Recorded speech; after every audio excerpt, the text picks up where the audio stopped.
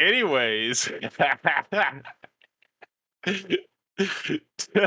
tonight, tonight we're going to be continuing last night's conversation, right? What came out of the debate review.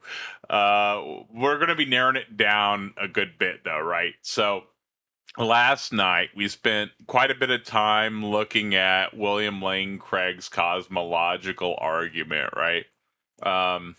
We did talk about a lot there.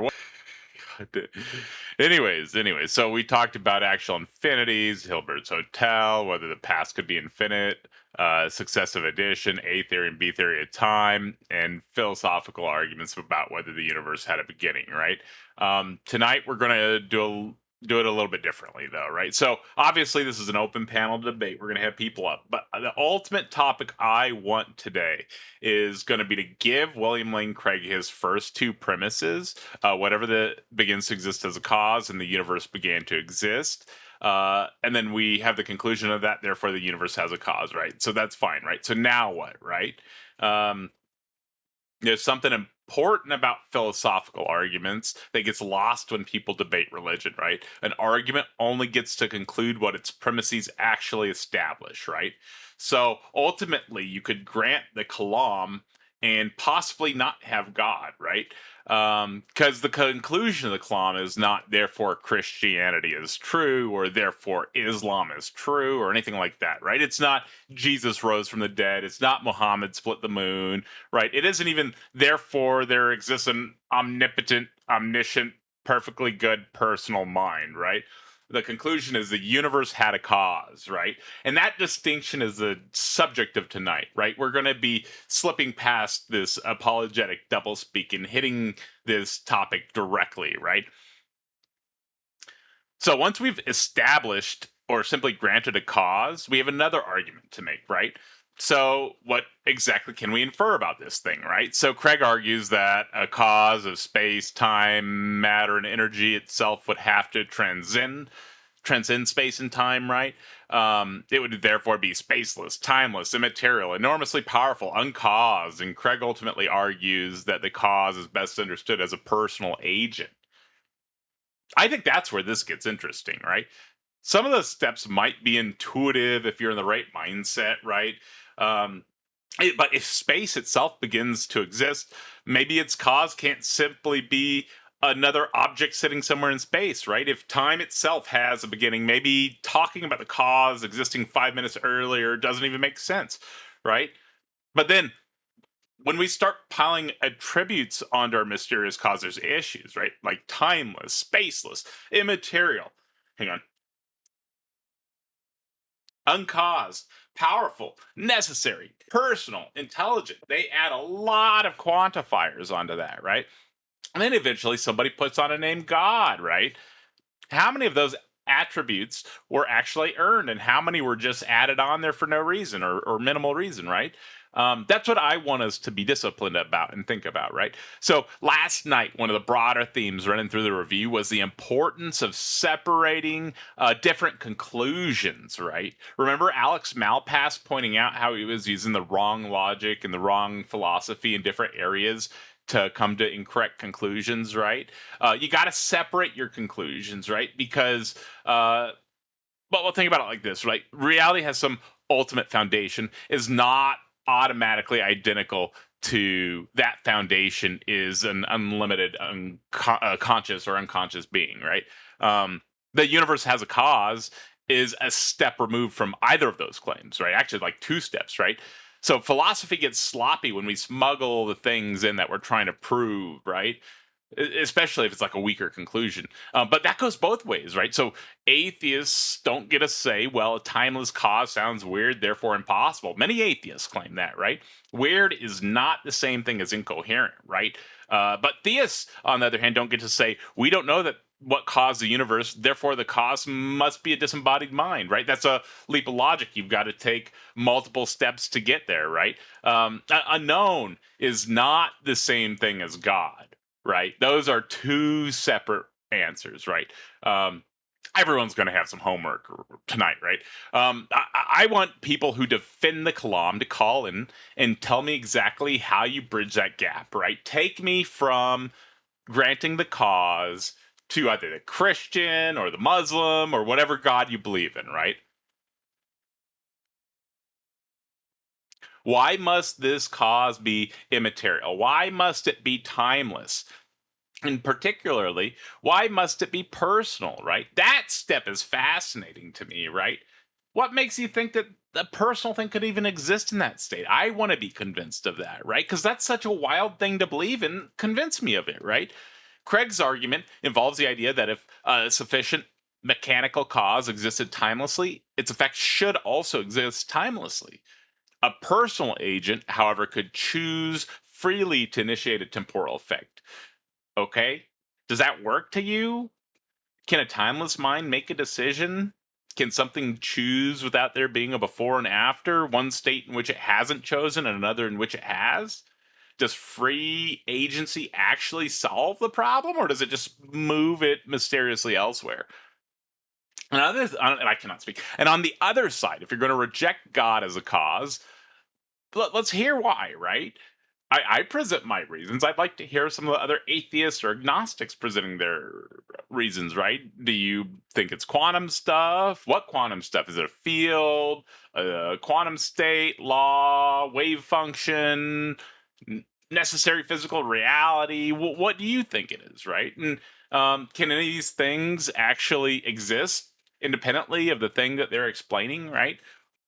This is going to be a worthwhile conversation, but I want everybody to be honest tonight, right? Tonight isn't supposed to be God of the gaps versus naturalism of the gaps, right? It's not going to be, and we don't know, therefore God, right? I don't want that. I don't want, we don't know, therefore definitely something natural, right? Sometimes the responsible conclusion of an argument really is we don't have enough information yet, right? And that's not philosophically embarrassing. That's just refusing to pretend the argument gave us more than it did, right? There's another possibility worth discussing, though, that doesn't get enough attention. I'd like us to touch on it, right? What if there was a cause? Maybe the cause is incredibly strange. Maybe it's necessary. Maybe it's mind-like. I don't think that, but maybe you do, right? Does any of that get us all the way to classical theism? Does it establish omnipotence, omniscience, perfect goodness, uniqueness? Could there be multiple causes, right? Could there be something that created the universe or formed the universe, but it isn't God in the traditional sense at all, right? There's an enormous philosophical distance between something explains the existence of the universe and the God of classical theism exists, right? And so tonight, I'd like to go into that and find out how much of that distance we can get through with an argument or lines of argumentation rather. All right, my brothers and sisters in atheism, I'm excited to get started here. This is going to be a fun evening. We've got a wonderful topic. Hopefully we got some good people calling in. I see Lincoln and back. I saw them in chat there. What's going on, Lincoln? Hi, I just had some questions for you. I just have to confirm, are you over the age of 18? Yes, I am over the age of 18. My voice does sound like it's younger. No worries. I just have to confirm. Yeah. So, what did you want to ask about? And we, 1 second. We also have set scales in back. What's going on, set scales? Hello. So, what was your question, Lincoln? So, if you agree that the universe could have a cause outside the universe, what properties would you need to have before you would consider God a reasonable explanation? And what alternative explanation do you think better fits those properties? I think what most people would call as God would, like probably 95% of plus people that call things God, call God something with a mind. And it would be like not non-physical. Historically, though, the gods were physical beings. So, but nowadays it's like 95% or more mind that's non-spatio-temporal, exists away or separate from space-time and creator of all things. I would think that something like that is what somebody would generally be talking about when they say the word God, right? And I would think that you could have more parsimonious explanations, even if you grant the Kalam. So you could say like, okay, if the current state of the universe requires a cause, because you couldn't extrapolate. That's basically an inductive argument, right? The Kalam. I know it looks deductive, but it's basically inductive. It's saying that everything in the universe has a cause. The everything that begins to exist has a cause. The universe has a cause. So even if we grant the first two, first off, there's an issue with begins to exist. We've never actually seen anything begin to exist in that sense. But even if we grant that we have seen stuff begin to exist in that sense, and that the universe had a cause, that doesn't mean that that could just be talking about the current state of the universe, right? That could, because you could just simply say, yeah, the current state of the universe requires a cause. It was some more fundamental substance or something. Same thing that William Lane Craig argues for, right? Some type of necessary foundation, right? I don't know if he doesn't really argue necessary foundation too much. That was actually more Joshua Rasmussen, but basically just pull it to necessary foundation that caused the current state, you know? Yeah. And then you could do that without a mind, and that's kind of backed by the sciences. And so, in my opinion, that would be more not only parsimonious but more empirically supported. Everything that begins to exist has a cause. The universe began to exist, therefore the universe has a cause. So tonight, obviously, if you have objections to this, feel free to bring them up. Obviously, we're going to feel free to critique the argument or whatever, right? But for the most part, we're trying to grant this tonight and just be like, okay, so let's grant that there is a cause, right? Also, when you're not talking, no worries, no worries. But yeah, but I'd like to see if anybody can bridge the gap between the universe has a cause, when it's very clear this is an inductive argument, or should be an inductive argument, right? Which means that you're going to be operating off of what you can see, the current instantiation of the universe. You can't really extrapolate. You can extrapolate to the metaphysical with an inductive argument, obviously, but you're going to be going off of something probabilistic. And so this is going to be saying, therefore, likely the universe has a cause, right? Which I don't mind. I don't mind, but I'd also be very clear that I'm talking about the current instantiation of the universe when I grant this, right? But I'd love to hear some other atheist opinions on this. Set scales. What do you think about this, bud? So the first cause is just oneness, and this oneness is just a form of unity. And then from this oneness, you get potential. And then from this potential, you get limitations of this potential. And then within these limitations of this potential, then you get the ability for the potential to take on particular forms, which is just basically, you have unity, which is just basically the one or God. You have the potential, which is the heavens. And then you have the limitations of the heavens, which is the universe or earth. All right, And let's then the reel this in for a universe. second. So do you think this is a good argument, the one on the screen, the Kalam? Everything that begins to exist has a cause. The universe began to exist, therefore the universe has a cause. Well, the universe is just basically a reduction of the potential of the unlimited medium. So the unlimited medium. So let's get a yes or no real fast. So do you think this argument is sound or follows? Or do you think the conclusion follows from the premises and is true? Generally, yes. Okay. So let's bridge this gap. I think when we spoke the other day, you said that God is conscious, right? God is just the highest form of awareness. So God is just experiencing all things at once. That's how God's consciousness operates. I think that's a yes. So, Yes. okay. So, can you bridge the gap for me from everything in the universe and then the universe ultimately having a cause, right? And keep in mind, we're working off of an inductive inference, right? We're saying, okay, everything begins to exist, has a cause, right? Let's say that let's go off of William Lane Craig's terminology, right? A child begins to exist, right?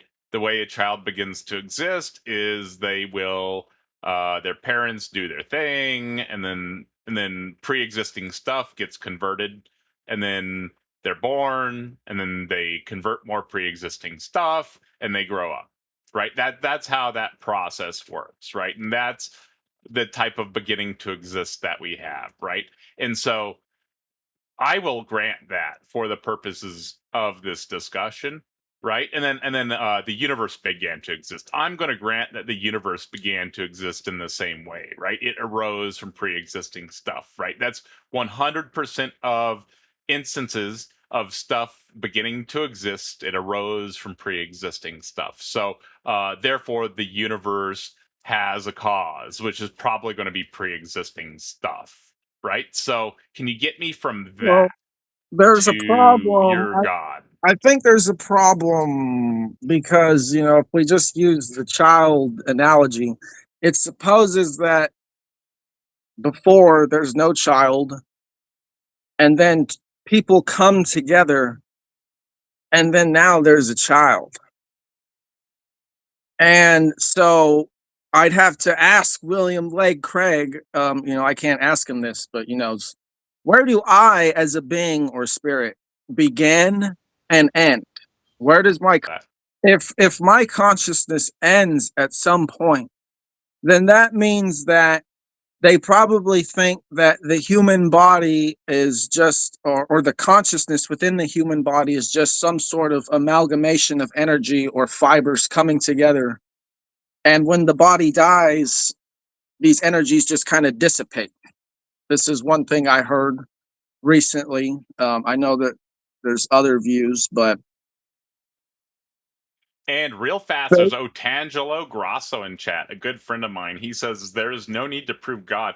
Otangelo, if you think you can take me from the uh Kalam to a conscious mind or something, I'm totally open.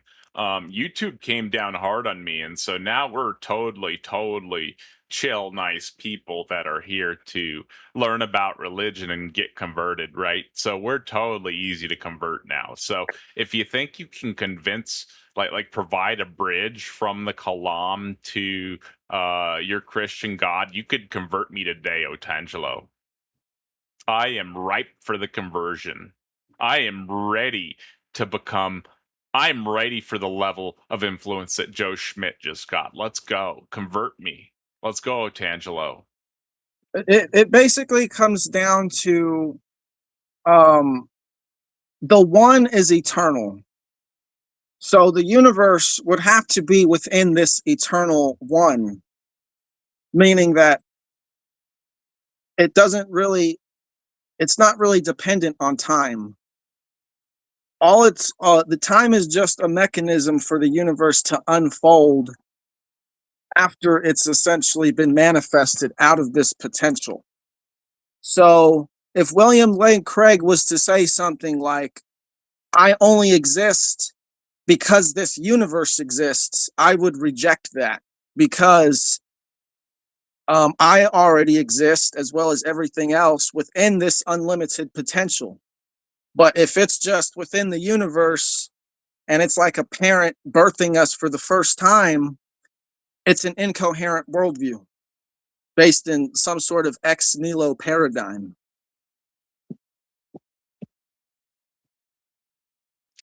I'm Because not sure I understand what you're saying there. Could you use human language? so you have the English one. specifically? So you have the one. It's just one substrate, one thing. The thing that comes before it would be unity. So the one is united in its unlimited potential. The unlimited potential reduces itself in what we call universes or realms. So you're claiming that there's an infinite God and this infinite God created this stuff. It's not really infinite, but I mean, you could use that term, I suppose. I would call it more eternal and I don't beyond know. What do you think infinite. about this, Horace? Hey, how's it going? Hey, Hello. what are you thinking about this? Yeah, I agree. I don't think even if we do say there was a cause, there's no reason to project that onto a deity. Well, it would just be the unifying force of all of existence. That's what God is. So it's just the awareness that experiences everything and allows different Those forms are two of different potential. things, though, aren't they? Yes, I think So there's the a unifying force of the universe is going to be the underlying quantum field or quantum fields, right? Like that's demonstrated through quantum physics, It would have right? to. Right. Like It right would now have they're working. Well, to. hang on. This is important. They're working on getting a unified theory of everything, right? Which is basically going to be what you're asking for. It's going to demonstrate the unification force of everything, right? No, it would have to be No, it beyond would. I'm material. telling you, I would It, it, demonstrate the it, unification force that unifies everything, right? And so, it, what you're talking about, it this would be conscious beyond thing, those are material. two separate things, right? But what yeah. I'm talking about is beyond material. That's you can't find it. Yeah. That's what I'm talking about. But you just said that they're gonna like formulate a theory about it and or just make some discovery based off it. I'm saying that I don't think they can do that. Well, no. What I'm saying is that the math shows that the forces unify around 10 to the 16th GeV, and because the forces unify around 10 to the 16th GeV, that's what they're shooting for with the unified theory, right? That's just one of the math things that they're shooting for in there, man. They're trying to unify all the So forces because it looks like the forces unified at about or broke apart from unification. But they unified prior to 10 to the 16th GeV, right? And so when they got below that energy level, the forces separated, right? And could so you the explain to unification me? theory is going to show that's true, right?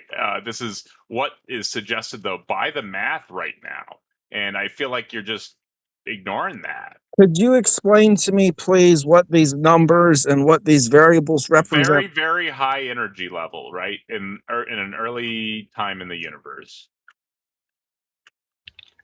Yeah, we could assume that So the hypothetical cause may be like a quantum process or like a cyclical cosmology of some sort, or some timeless physical reality. But that doesn't necessarily mean that this sort of concept is even interested in humans, or it's personal or intelligent no, of or course it's conscious. interested in humans because humans exist within it. And because we exist within it, it's automatically interested in us. And it's I mean, it's not an impersonal force. There's no reason to think it is an impersonal force. That's what I don't understand. Yeah, I think there's like, because we're humans, we're projecting our own perspective on the universal realm, whereas the universe's perspective isn't so attached and interested in what humans are doing. It's more like all the animals and creatures living in this reality, right, participating in the reality. And that experience is what I would say this force cares about the most. That's why it limits itself from the unlimited potential so that experiences like what we're having now can be had. And I don't think that's done through indifference. You see, God If it was ultimately is interesting, the we bridge. would know what it was. We wouldn't be like calling it like the Force or just labeling it different words. We would have a very sort of good feel of this sort of being that you're assuming. Like, are you assuming Well, that there's sort of like an omnipotent, omniscient mind sort of behind the scene? it's beyond mind. It's really beyond anything we can conceive. It's just this thing that unifies diverse spaces and different potentials. That's the quantum fields, dude. Well, you And see, it's alive. potentially, It's alive, though. and it's potentially proven with the correct theory of everything, unification theory, right? Do you think that this? It wouldn't just be like mathematically driven speculation. It would be effectively proven, right? But right now it's just like Oh, mathematically driven speculation, right? But I don't see why. like it's very very likely though, right? It's not like it's they just don't have the ability to get to that energy level, so they have to be able to figure it out with the appropriate math, and we just don't have the tools to math that properly. But what you're asking about is just going to be the underlying fields. So there is this underlying field, yes, but Yeah, of course, it would the be quantum like, fields. but this is Uh, but this is material. no, This is they're not. observable. Oh, no, they're physical, but they're not material. Material is like baryonic matter that arises after the Big Bang. Duh. Okay. Well, the point is that we wouldn't be able to observe the true unifying force through scientific instruments. Although we could come close, I suppose. No, I you suppose know, that's they force. could if But they the if they thing could. is, No, no, the no, no, biggest. no, no, no, no, no, no. That's such an immense energy level that I don't think it's actually physically possible to do on Earth. Like it's such an immense energy level. It's 10 to the just Google what energy level is 10 to the 16th GeV. It's an insane energy level, dude. I don't think you understand. Yeah. Oh well, I understand that it's more than what the Earth produces. I'm sure in probably centuries, right? I'm not sure of that, but I do know it's an insane energy, absolutely insane energy level. Yeah, even if there is like a first cause, there's still a big bridge between that and then getting to either an Abrahamic deity of some sort, I'm not or saying that. I'm not. Let me be clear. or, I'm or not a Christian or Abrahamic.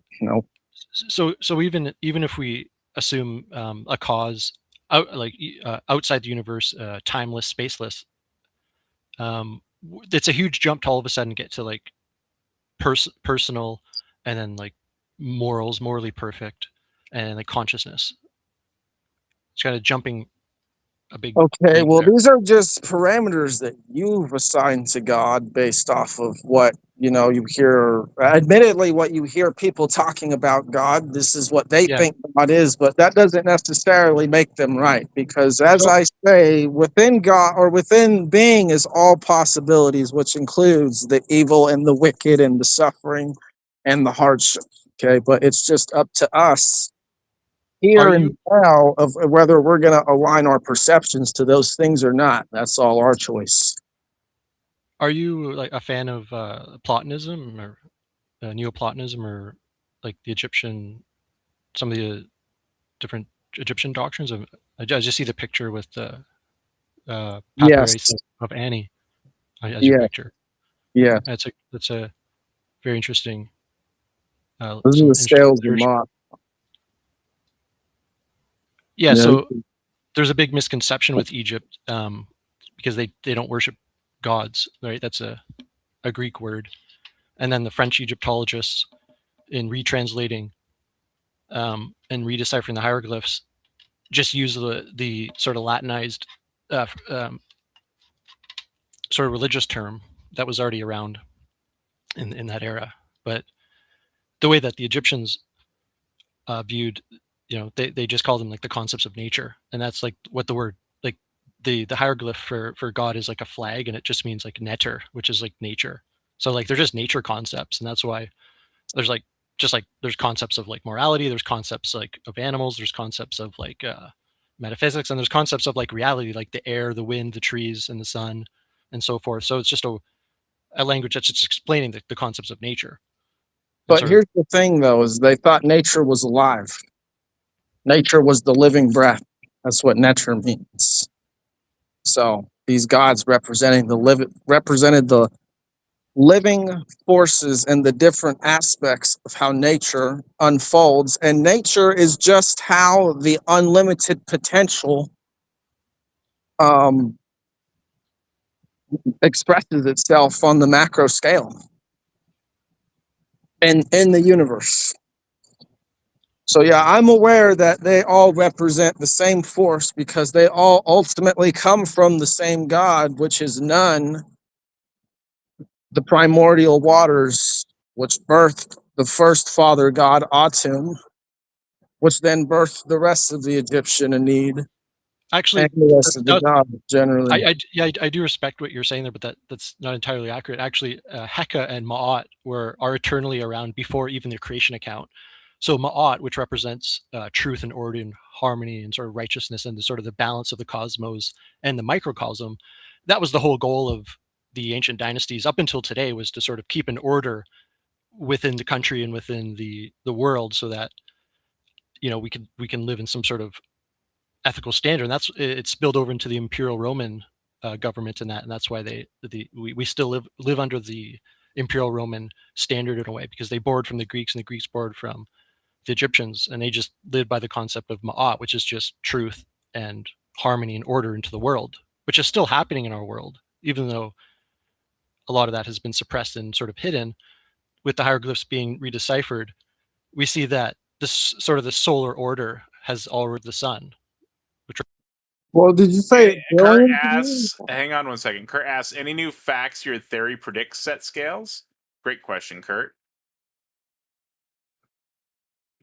Well, it would, not something I've talked about here relevant to anything I've talked about, but within my philosophy, I do talk about how energy is captured within architecture. So like sports stadiums capture energy and attention. And I also talk about temples and churches capture these energies and attentions. And so when people say they're feeling God, they're actually just feeling their own emotional energies and beliefs, which have been channeled from them and then back to them from the priest. Right. And energy is just the change of state. It's not an actual thing, right? It's just the change. Yeah, when I say that, I'm talking about their mental focus and attention. That's what I mean. Another super chat from Kurt. He says, Horace, you're quoting the Valis trilogy. Ooh, great point, Kurt. Thank you so much for the super chat, sir. Yeah, I kind of noticed yesterday what was going on. Okay, I'm not familiar with that, actually. I might have to look that up. Maybe you could explain. I've never heard of that, the Valis. I think he's saying it's the story in a book. The story in a book? What do you mean? I think it's a trilogy of books. I think he said you're quoting the story from a book. Okay. Like the story of... It's a series of books. The story of Egypt, you mean? No. Oh, okay. Yeah, it's just a series of books. But even if we, again, like if we did assume there was a cause, we make this big leap into something personal, something omniscient. Which is I'm saying it's alive and aware and ever present. And that's been the ancient belief, in the sense that It is active and aware of what is going on around it and acts based off what is going on around it. That would probably be the best way I could describe it, although that's probably even doing it a severe limitation.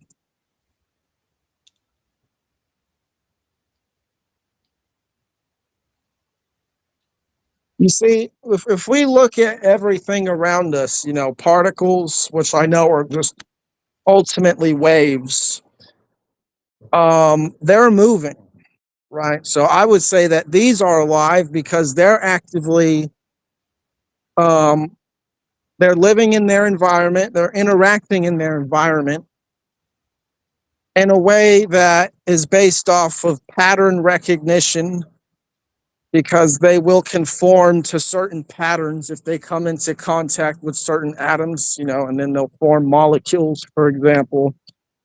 So I would say all these things are alive just for that reason and conscious. So They're interacting with each other. I'm just trying to understand your position. So are you saying there's a creator and there's like a beginning? It's Or are you under? No, there's no beginning. There's no beginning. There's no end. Yeah. The creator is more in an artificer sense. So a lot of Christians, like if you take the first verse of Bible, it's going to say God created the heavens and the earth. So they have this ex nihilo vision in their mind where God is just saying, poof, heavens exists. Poof, earth exists. And he's creating stuff out of nothing. So I don't think this makes any sense, because from nothing, nothing comes. So what it is it's just like this. You can think of it as an impossibly large ball of clay that is basically creating pinches on itself that sculpt, that make it into another form. But ultimately, the clay is shapeless. And when I say it makes these pinches, so it's not like the whole ball of clay is shaping at one time. It's just little parts of it create these individual universes so that the spirit or the essence can become the form or the body. So I heard you were sort of speaking on like monism there and the monad and sort of the oneness, right? Or Platonism. Yes, it's very similar to that. Do you think this like? And 1 second, there's a super Yeah. chat from Kurt. Thank you very much, sir. Greatly appreciated. He asked, does God have parts? That's a spectacular question, Kurt. Yes, we're a part of God. We're individual essences within God and within being that I shouldn't say within God, but Yeah, there's a big maybe connotation we are. I don't know. because like there's such a big connotation when you say God that we're assuming it's like sort of this government God, like in the Constitution, or some sort of Abrahamic religious No, deity of no. some sort. When I say Generally God, speaking, God is like, I'm talking about like the will, like Schopenhauer talks about the will, except he describes it in a very pessimistic way, the will to live, which is constantly eating itself and such, and so does tearing this? itself apart. But I look at the will as looking to bring experience together in a harmonious way. So does this God that you sort of believe in? Does it like answer prayers? Can you talk to it? Is it going to react to what you think? If you I do you mean, think, yeah, I mean, it would if you do it correctly. Yeah. like if you're in your living room, you're sitting on a chair, and you're sort of projecting ideas and thoughts in your mind, is this external God sort of reacting to that, or in your opinion? Because Well, in my I'm under the impression. I would think that it would be aware of the thoughts you're having, but depending on your intentions and the way you lived your life would depend your connection to God. And there is a member chat from Entropy Matters. Thank you very much, Entropy. They say, "Hey, tacos! I did not like the new mild mannered strict taco at first. I was wrong. You are doing something that could change minds. Keep it up. Thank you very much. It's greatly appreciated. Greatly, greatly appreciated." And this is like the sort of the importance, like just going back to like the ancient civilizations, is they kind of understood the importance of alignment, and this is like they built a lot of their megaliths in alignment with the winter and winter and summer solstices, and it was more, they understood the sort of, just like we do now, like it's very important to align with morality and align with truth and align with being kind and showing actions that sort of align, and you know, what we eat, what we say, right, does align to the, I guess you could say, the universal cosmos. I think that's how the reaction happens. It's like if someone is always positive and being kind and attracting good things, it's just because they're, and eating good food and stuff like that, they're just aligning with what's more natural in the world, so then they just benefit from that. And if someone's doing the exact opposite, if they're just like hating and being negative and just don't care about anything, they're just simply disaligning with, you know, the sort of the source of whatever we want to call it, the universal cosmos. All right, I'll just take that as a go for it. Set Scales, always good to see you, brother. You know, you and I have some fundamental disagreements, but I respect the fact that you do a lot of reading, and ancient history is a really fascinating topic that I enjoy, and I know you're really into it. So I appreciate that about you. The question I have, because it seems to me that if I try to be as generous as possible, which I try to do, it just that you know, grace is a virtue, so to speak, right? So I try to consider another person's position respectfully before I just dismiss it offhand. And I think that it seems to me that when it comes to the natural, supernatural, so we talk about the Kalam argument, today's topic, right? I think that from what I understand is that if we take natural to be anything that's observable, testable, measurable, right, then we have so much data with the universe, with the world that we live in, that the argument is always going to be, the data points are always going to be in favor of the natural explanation before you assume a supernatural explanation, just because we have so much data that we can grab onto for natural explanations for things, causes being one of those things. So if we assume that there is a fact, a cause, it seems to be the natural assumption would be to just assume it's a natural cause. I think the next step, if we're going to be really generous, we could say, well, okay, maybe there's this deistic kind of concept of God that like creates a universe that we wouldn't necessarily consider natural because we can't observe, test, and measure it. But I think the very last thing that we would do is go to any kind of theistic model, because there's so many problems that entails, such as the problem of suffering, the divine hiddenness, so on and so forth, right? And so what you're talking about sounds very much deistic. So we're kind of just taking that one next step. My question is, what falsifiable contingencies do you have that we can say, okay, this will falsify this fundamental consciousness claim? All the verifiable data that we don't know about. The unknown unknowns far outweigh the known knowns, or even the known unknowns. We can never even come close to accounting for all the unknown unknowns. We've been, doing it maybe for, I don't know, we'll say 400 years, since the 1600s, maybe the 1500s, modern science, and it's only gotten more advanced. So it's not very long. The universe has been around for, they say, over 14 billion years. So Well, what exactly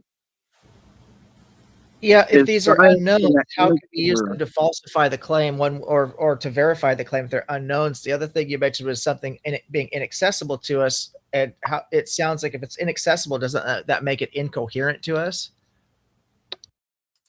Well, it doesn't make it not real, and that doesn't mean that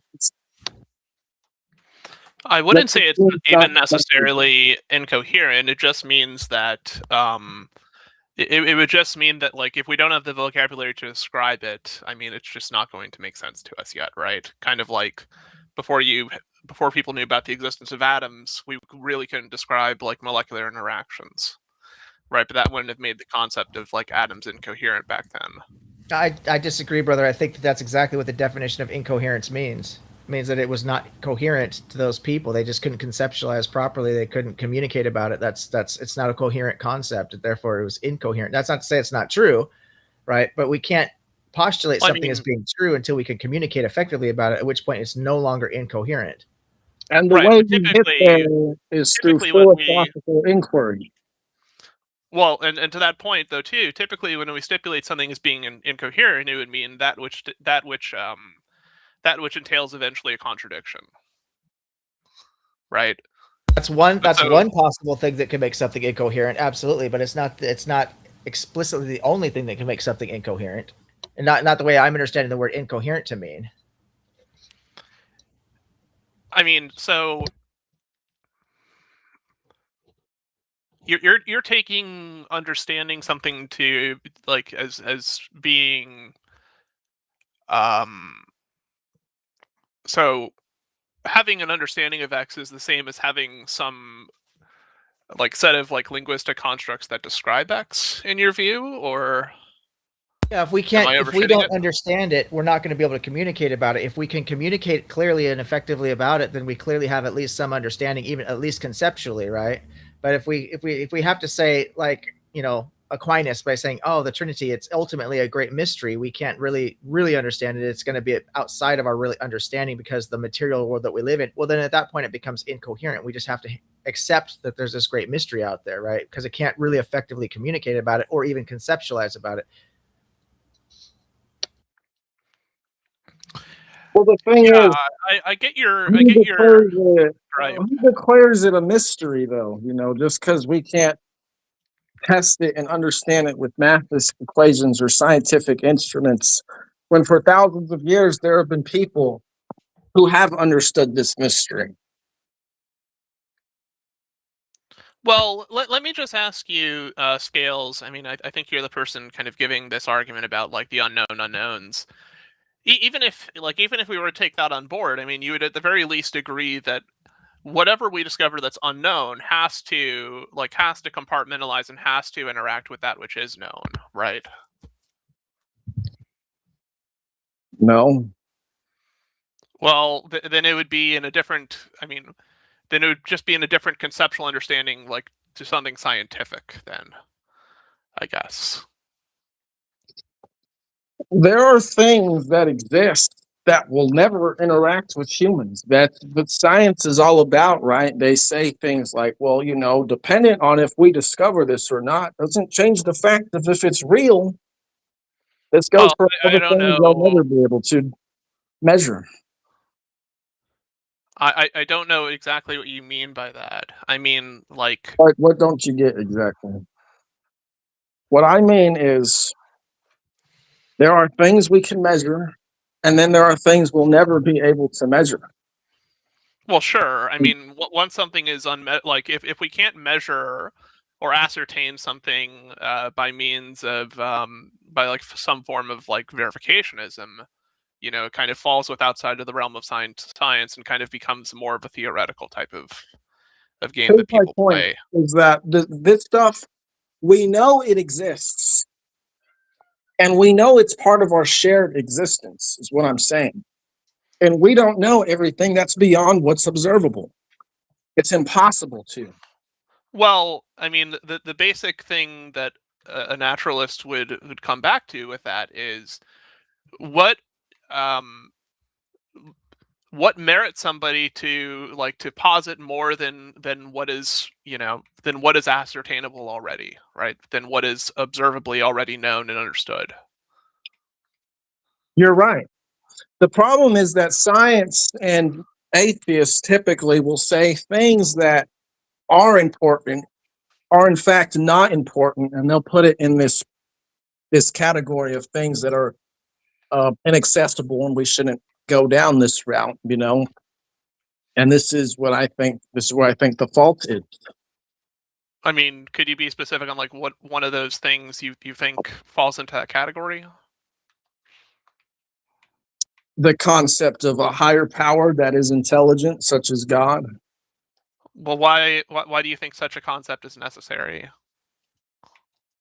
Because there has to be a unifying force which is intelligent that bridges the gap between order and chaos.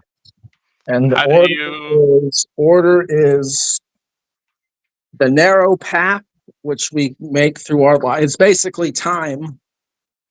And the chaos is all the different possibilities that exist within time. But time can only go through one path. I So mean, what bridges that gap? So, I mean, how did you deduce such a thing is necessary? I mean, I can understand why such a thing is possible, right? But the claim of necessity is that, you know, the kind of reality we observe would be wouldn't be possible without like the supervenience of some super intelligent force such as a god. Yeah, no, it would not. No, we would not be. We would not exist as humans if God did not exist.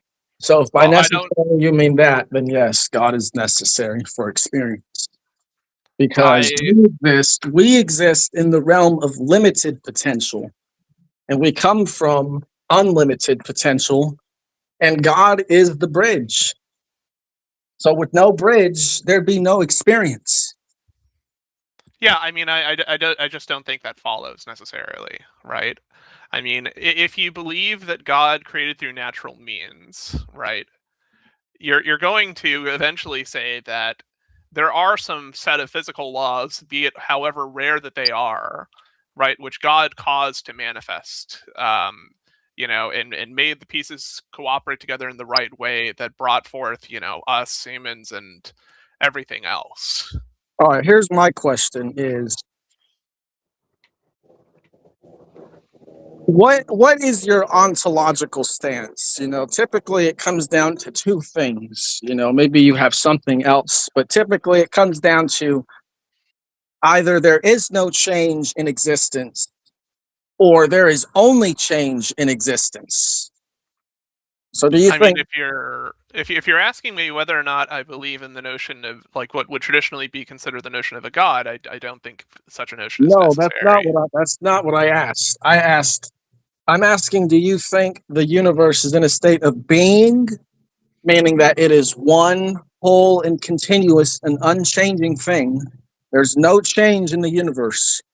Or do you think it's in a state of becoming where each moment it is becoming something that it wasn't in the previous? There's a constant flow of change. So, I mean, I would adopt this kind of middle ground where I would say the universe is a thing, right? It is a thing which exists. The constituents of the universe, be that different pockets of, you know, space time and energy and things like that, those things I would say are changing constantly, right? The universe itself, right, the collection of all matter and energy and things like this in the universe, all that contained within space time. Actually, well, yeah. So I mean, I would say the universe. So I mean, yeah, I would say the universe is changing, but it changes according to predictable laws. So It you said all this energy or this stuff exists within space time. Did I hear that right, or could you clarify what you meant by that? Yeah, it exists within space time. So the universe is a thing, and one of those things that are contained within the universe is mass and energy. And mass and energy comes from the universe. It's a property. It's a property of the universe. It's a thing that the universe has.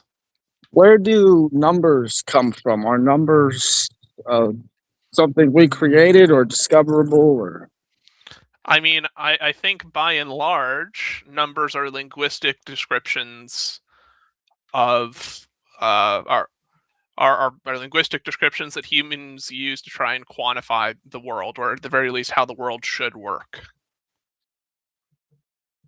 okay, So, I mean, if you're so, asking me, like, do I think that there is there's an objective like area or something like this where the number one or the number two or three, etc., exist, like some kind of Platonistic sense, I would disagree. I mean, I think these kinds of things that we develop are linguistic in their nature. So the universe is contained within space-time, and space-time contains mass and energy, which unfolds from the universe, Mhm. is what I'm getting. Yeah. This is pretty close to what I'm saying, except that I think that you think the whole universe is only there. I'm saying that you have this place of unlimited potential, which contains all things, and then from that unfolds the universe. I mean, I think even though we're on the majority of the on the majority of like the terms that we're using, I just don't see why it would be what explanatory virtue the notion of a god adds to the universe, or at It least like the understanding of the explains, universe that we're talking about. it explains how the bridge is had between the unfolding of these two things. That's what God does. I don't see how that follows though, right? I mean, if I tell you, for instance, if I write down or if I describe to you an equation that describes how heat disperses over time, right? That property that I've described to you, occurs. Um, and it's not dependent on my ability to write down like such an equation, right? The ability of me to write down an equation is quantifying, the dynamics of the universe, right? What I'm getting at is I think the universe is self-sufficient as an entity to explain its own dynamics, right? I don't think that you need this kind of this other kind of ghost in the machine type of thing to explain how the universe functions. Okay, so the universe is approximately 14.5 billion years old. Where do you think the universe comes from? So the observable universe is about 14.8 billion years old. Um, so it depends. So this conversation can become a bit technical based upon what version of cosmology you or what theories of cosmology that describe the pre-Big Bang era um, are more likely than others. So importantly, the universe, like when we say the universe began, when people talk about it in that kind of way, what people are saying is not they're not using beginning as a kind of absolute beginning. They're using the beginning they're using the beginning to refer to when the universe expanded from a hot, dense state. So after so like 10 to the minus 34 or something like this seconds after like inflation. So when the universe began, and to the best of our knowledge, observably, is 13.8 billion years old. It's 13.8 billion years ago. But the universe also could be something which has gone through this process infinitely many times. So that this process that we observe of expansion after this hot dense state, this could have occurred any number of times previously. So the observable horizon we observe is about 13.8 billion years old. But if things were occurring before that, then it would be older. But by how much, we don't really know.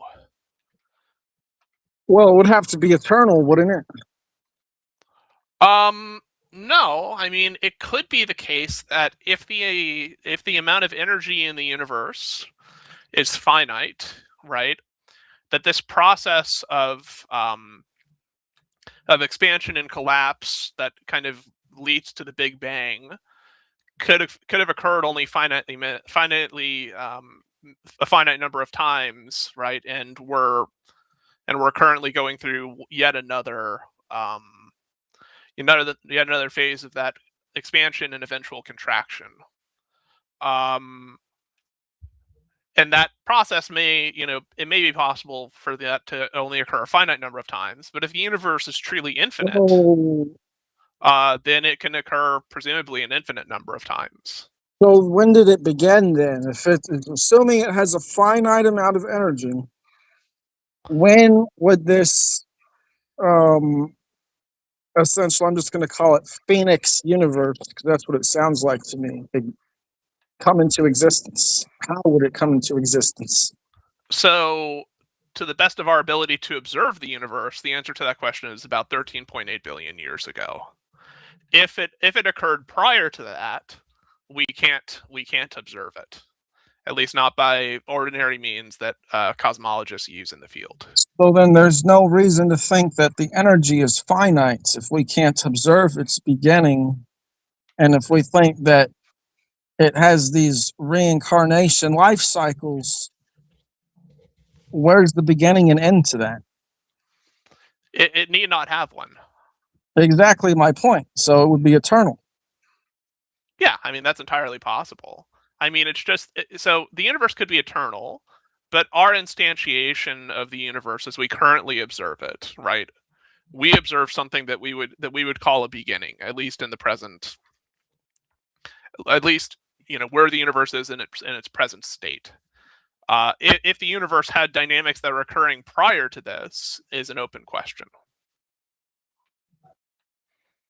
Well, what I'm saying is that the universe is essentially just a folding, and you could, if what you're saying is true, would be a continuous folding and refolding of essentially an unlimited power source.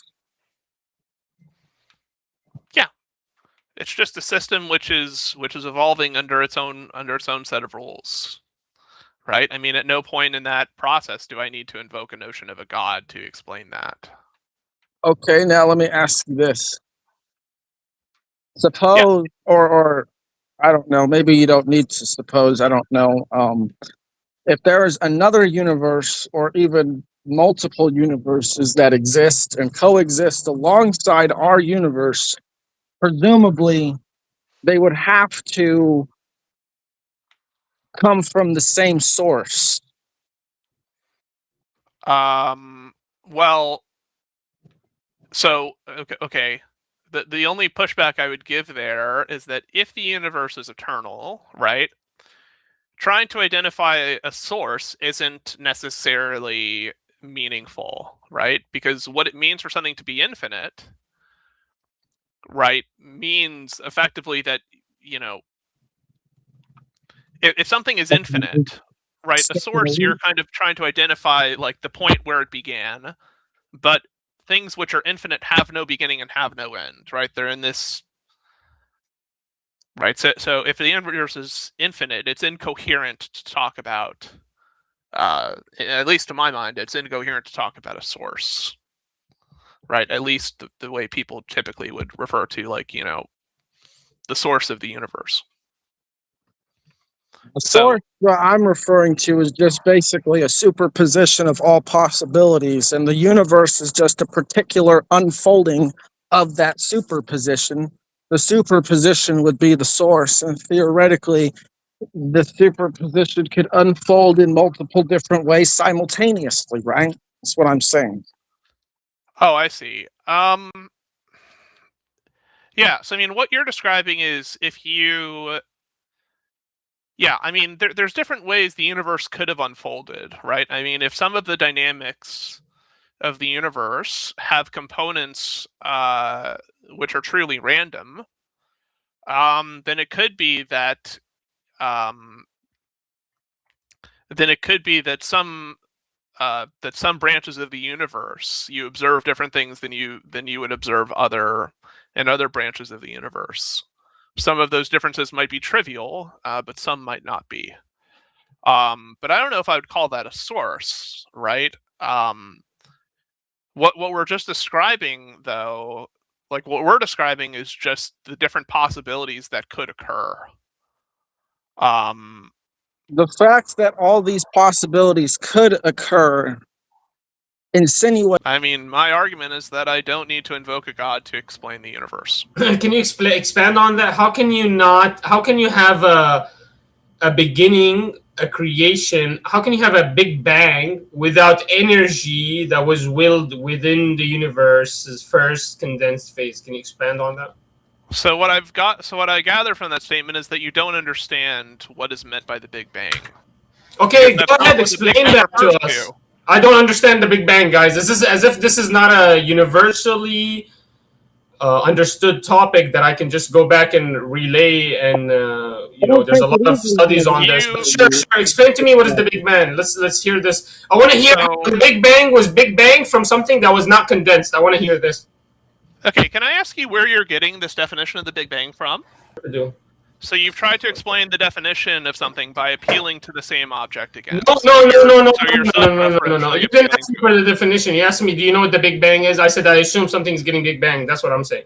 No, I asked you where you got your definition from, and you said from scientific consensus. Big Banging.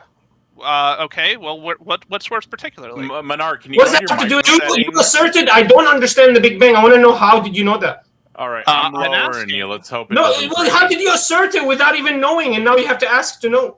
How did you even make that assertion then? I asked you that because when you refer, the way in which you're referring to the Big Bang is something that typically only creationists will refer to.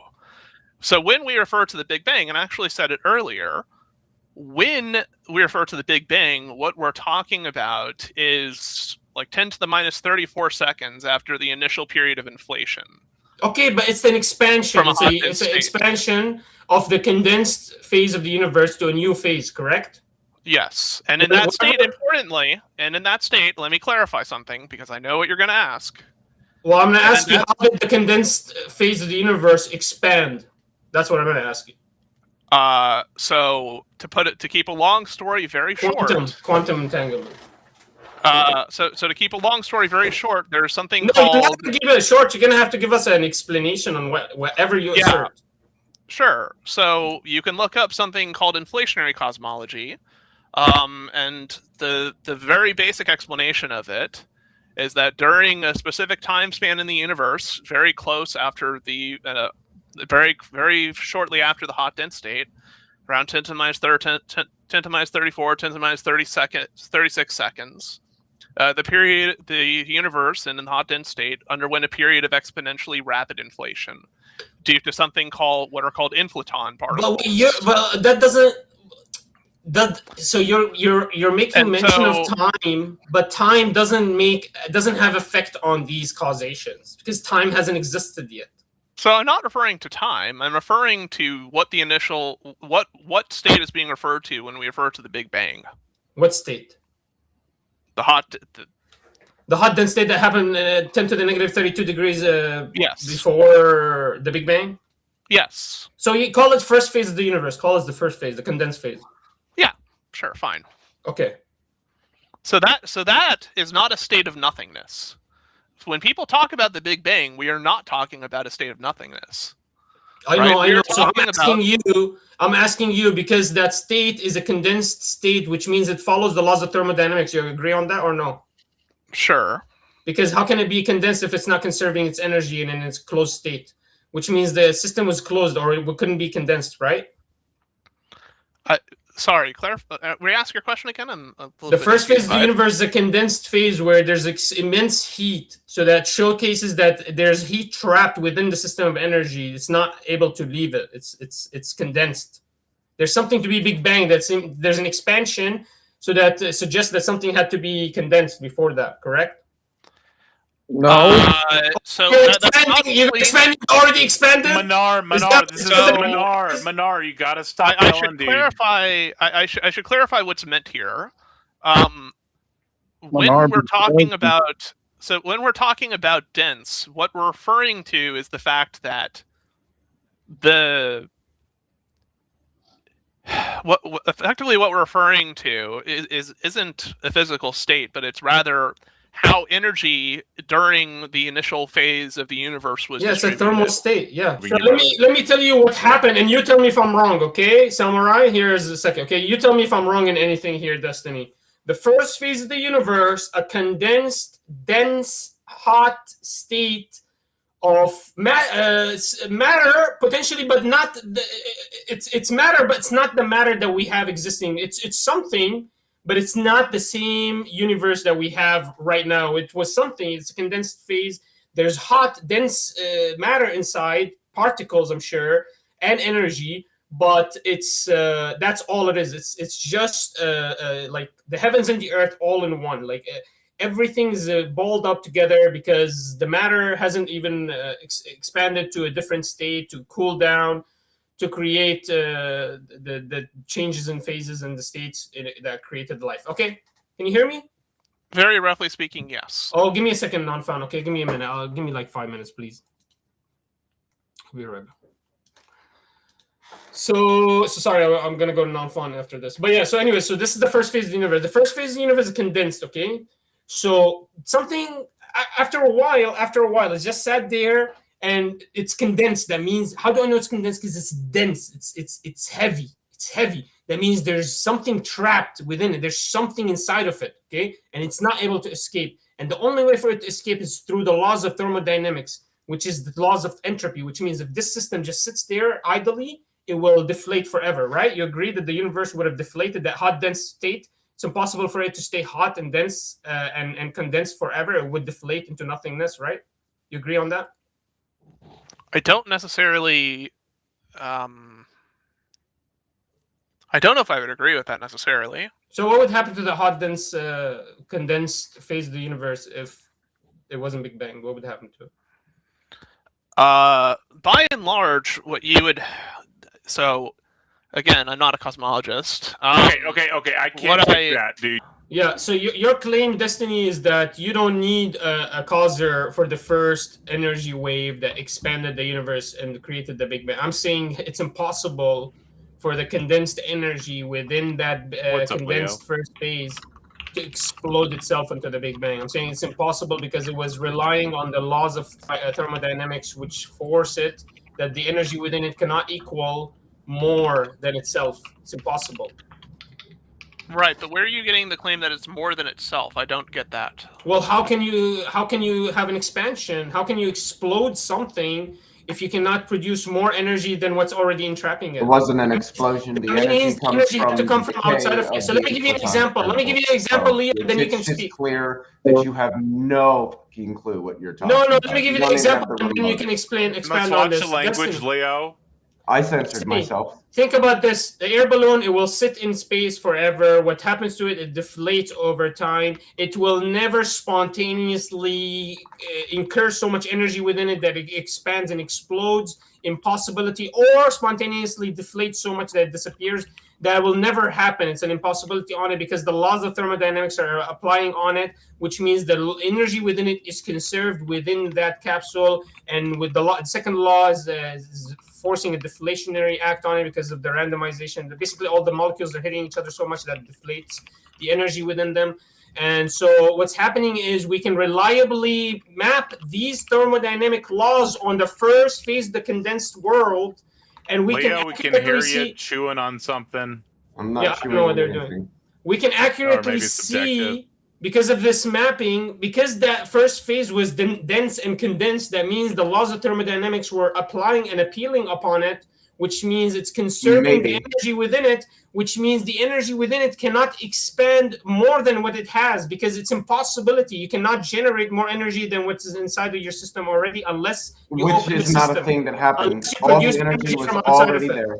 Yeah, like so knowing this, Destiny, you have to make. How can you make that claim and say you don't reliably need a will or a creation or a source of energy to expand the big... Menard's just going to ramble for 50 minutes. Well, let me finish the point. Let me just finish the point. That's why I keep cutting him off and acting like he's not even there. Respectful debaters, finish their points. Respectful guys, let's not over-talk each other. Let's go one at a time. You just showed up into the panel. Give me a minute. It can't be one at a time if everybody else doesn't get a time. Just give me a minute. Let me finish my point. Yeah, his mic is really loud. You've been wanting to finish your point for like 3 minutes now.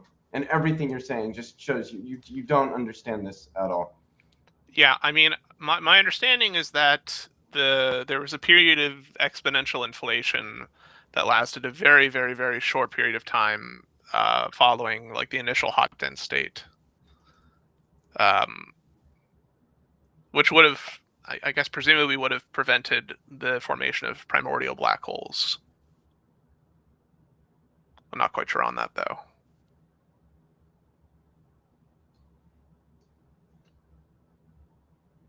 I'm not sure what his point was. I'm sorry, Destiny. It sounded like he was trying to argue that there wasn't enough energy for the expansion in the universe when there was. Well, I'm not Yeah. sure what that demonstrates or proves, though. That's what I don't get. I think he was also trying to argue that the initial hot dense state would have mathematically have been forced to just fizz out of existence, I guess? I'm not sure. I mean, I know of other Big Bang models that don't account for, like, his balloon hypothesis he was going on about. You know, like Michio Kaku says that it's dark matter and matter colliding with each other, and that there was a little bit more of matter than dark matter. I'm sure there are other ones, but that's the Big Bang model I'm familiar with.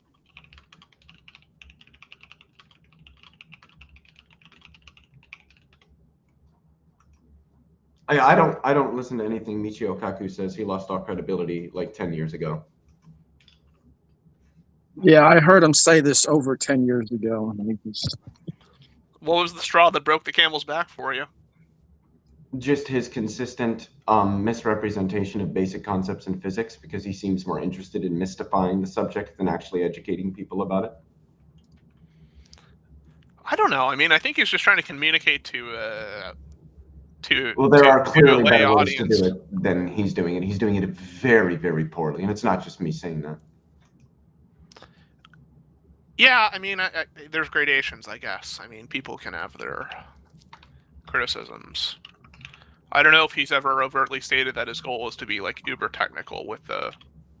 Well, it's not, but it's not that he's untechnical. It's that what he's saying is wrong and does not seem centered on telling people this is what physics is, but saying physics is weird and it's so mystical and look how spooky and mystical it is, and that's just not science communication. Yeah, that's fair. I mean, at the same time, I'd be hard-pressed to try and rationalize any portion of quantum mechanics or quantum field theory to a layperson. I mean, it can be done, but there has to be some understanding of at least some basic concepts on the part of the layperson, which is why I completely disagree with this claim that, well, if you can't explain it to like a 6-year-old, you don't understand it. You're saying, no, the 6-year-old doesn't understand it. That I understand it fine. The 6-year-old does not. I mean, if by understand you understand the mathematics of it, sure. I mean, a coherent interpretation of the mathematics is a different story. I mean, this is the issue under. Well, I also understand like what the math says is happening in the physical world, like what the physical world is actually doing, as does every physicist. Well, sure. That's what I'm saying, right? I mean, I'm saying every physicist agrees on at the very least the mathematics and that the mathematics works. Well, do you think we could bring this back to the actual point that the guy who left was trying to make it? It ties into what Set Scales had claimed earlier, and the question that I had for the beginning, when you actually joined Destiny, and I never did get the answer to, kind of derailed from there. But how do you demonstrate this will that the other guy was inferring, and that Set Scales says this, this intentionality, this intelligence, this consciousness is necessary? It's the same argument you guys are ultimately making, coming at it from two different angles. And that's what I was asking about. What's the inference that it has to be intelligent, that it has to be willful? That's the question that I had when I came up here. I'm really sorry. I kind of missed your question because I got a call. I think it was directed at me, right? Well, it is relevant to you. From when I first came up here, the question that I had still stands. You inferred that there has to be this fundamental consciousness. And that's what I asked about, is how do you falsify that? And the answer I got was that there's so much stuff that we don't know. So how does that answer the question or demonstrate the question? Or how does that give us a falsifiable principle that we can look at and say, okay, we can either falsify or verify using this methodology? And if the method that you're pointing at is, well, we just have so much stuff that we don't know, we'll always have this infinite amount of stuff that we don't know, that I'm confused as to how that even addresses the question at all. Well, I'm not sure I can think of anything falsifiable. Maybe if I thought about it, but off the top of my head, I don't have anything. But just because something is not falsifiable does not mean that it is not true or relevant. Well, that I agree with you. I agree with you that it like doesn't morality. necessarily mean. Yeah, I agree with you 100%. I'll grant you that it doesn't mean it's demonstrably false. That's the problem, because it's not falsifiable. So it could very well be true. But if it's not falsifiable, why would we even bother asserting it instead of just looking at what we have more evidence for, going with that until we have an actual better hypothesis that's actually better being something that's falsifiable? Because I'm not a physicalist. I'm a naturalist. So I would say that outside of science, we can use philosophy to determine But some what kind things, of right? naturalist? Are you a physicalist What's that? naturalist or like an idealist naturalist? I'm not an idealist. I'm dabbling in, and I don't have a confirmed position on it right now, but I'm dabbling in metaphysical naturalism, wondering whether or not logic and mathematics is necessarily a priori, but I wouldn't make the argument right now. Interesting. I don't see how that would be problematic for physicalism, but that's neither here nor there. I wouldn't try to, like I say, I wouldn't make the argument right now. There's actually a number of philosophers that have postulated this. No, so this is not like something I just came up with, though. It's metaphysical naturalism. Oh, I know what that is. I am one.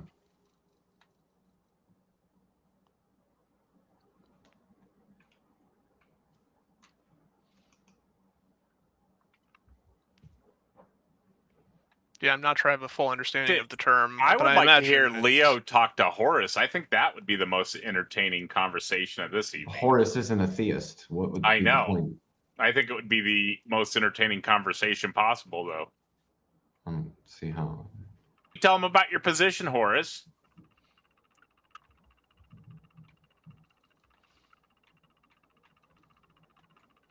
Is he there?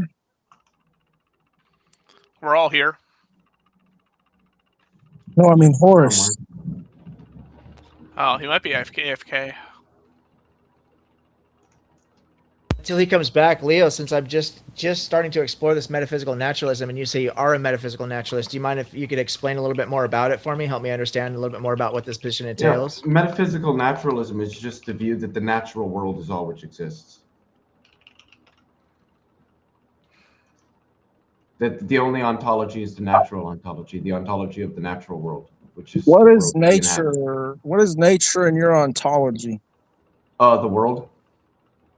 The Earth Okay, but does that? I or mean, the universe? No, the world. So the universe. still, Yeah. Okay. so things like electrons, quarks, neutrinos, things like this. But I imagine you would probably not consider things like the numbers like 2, 3, pi, No, e numbers to have the same aren't ontological entities. status. Yeah, numbers aren't entities. Numbers are not things in the world. What do you mean by what do you mean by entity? What's a up, thing, Doc? an entity, a thing. They're not things. Numbers aren't things in the world, like a star is, like a plant is, like a human is, like a rock is, or even like a quantum field is. Okay, so what do you think it's meaningful to describe it as a thing in something other than the universe? I don't know what you mean. You're restricting your purview of things which exist ontologically to those things which exist in the universe. Yeah, that's what I take existence to mean. Is that it's a real part of the world.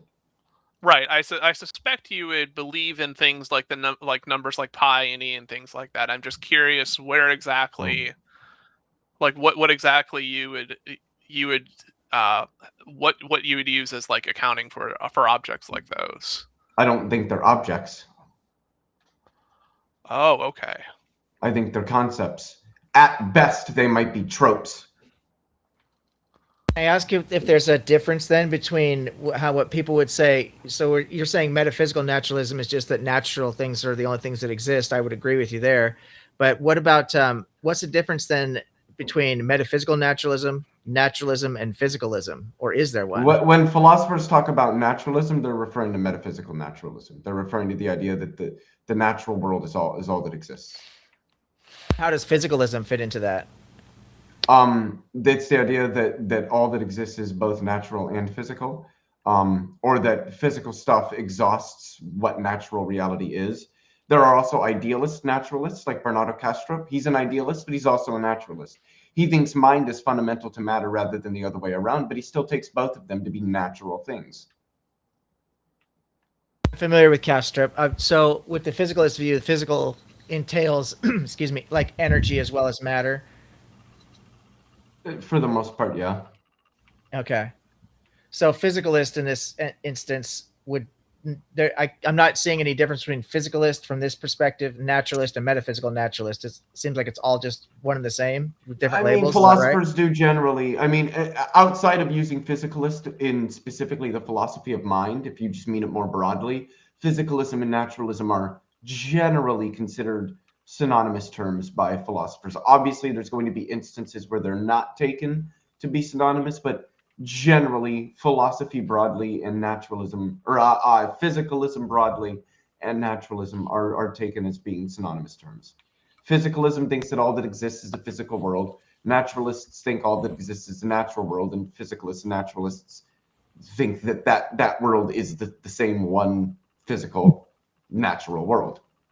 I have a question. So do you think that the universe is in a constant state of change and flux, or do you think that it's just one thing? So like maybe like one energy or a substance? Well, I don't think energy is like a thing. Energy is more like a way of characterizing the action or the evolution of a physical system through time. It's not, energy isn't a thing like an electron is. Things can have energy, but the universe is changing from the perspective of things inside of the universe. If you could sort of take what they call a God's eye view and look at the universe, you would just see a static four-dimensional block that may or may not be bounded at one end. And you don't think that there is anything that takes a theoretical God eye view? No. I don't know what that would mean. Well, you just described it, right? You brought it up. I didn't describe it. I used the concept of a God's eye view. That is this idea of you could look, if you could look at the universe as if it were an object, it's not, then I don't think you would see change. You would just see a static four-dimensional block. Change is a thing that happens in the universe. The universe doesn't change. Just like the universe exists, but I don't think it makes sense to say the universe exists now, because the universe does not exist in time. Time is a feature of the universe. The universe doesn't exist at a location. The concept of location, which is a spatial concept, is a part of the universe. I feel like even though that's... I actually agree with a lot of what you're saying, except I just think that there's something beyond the universe.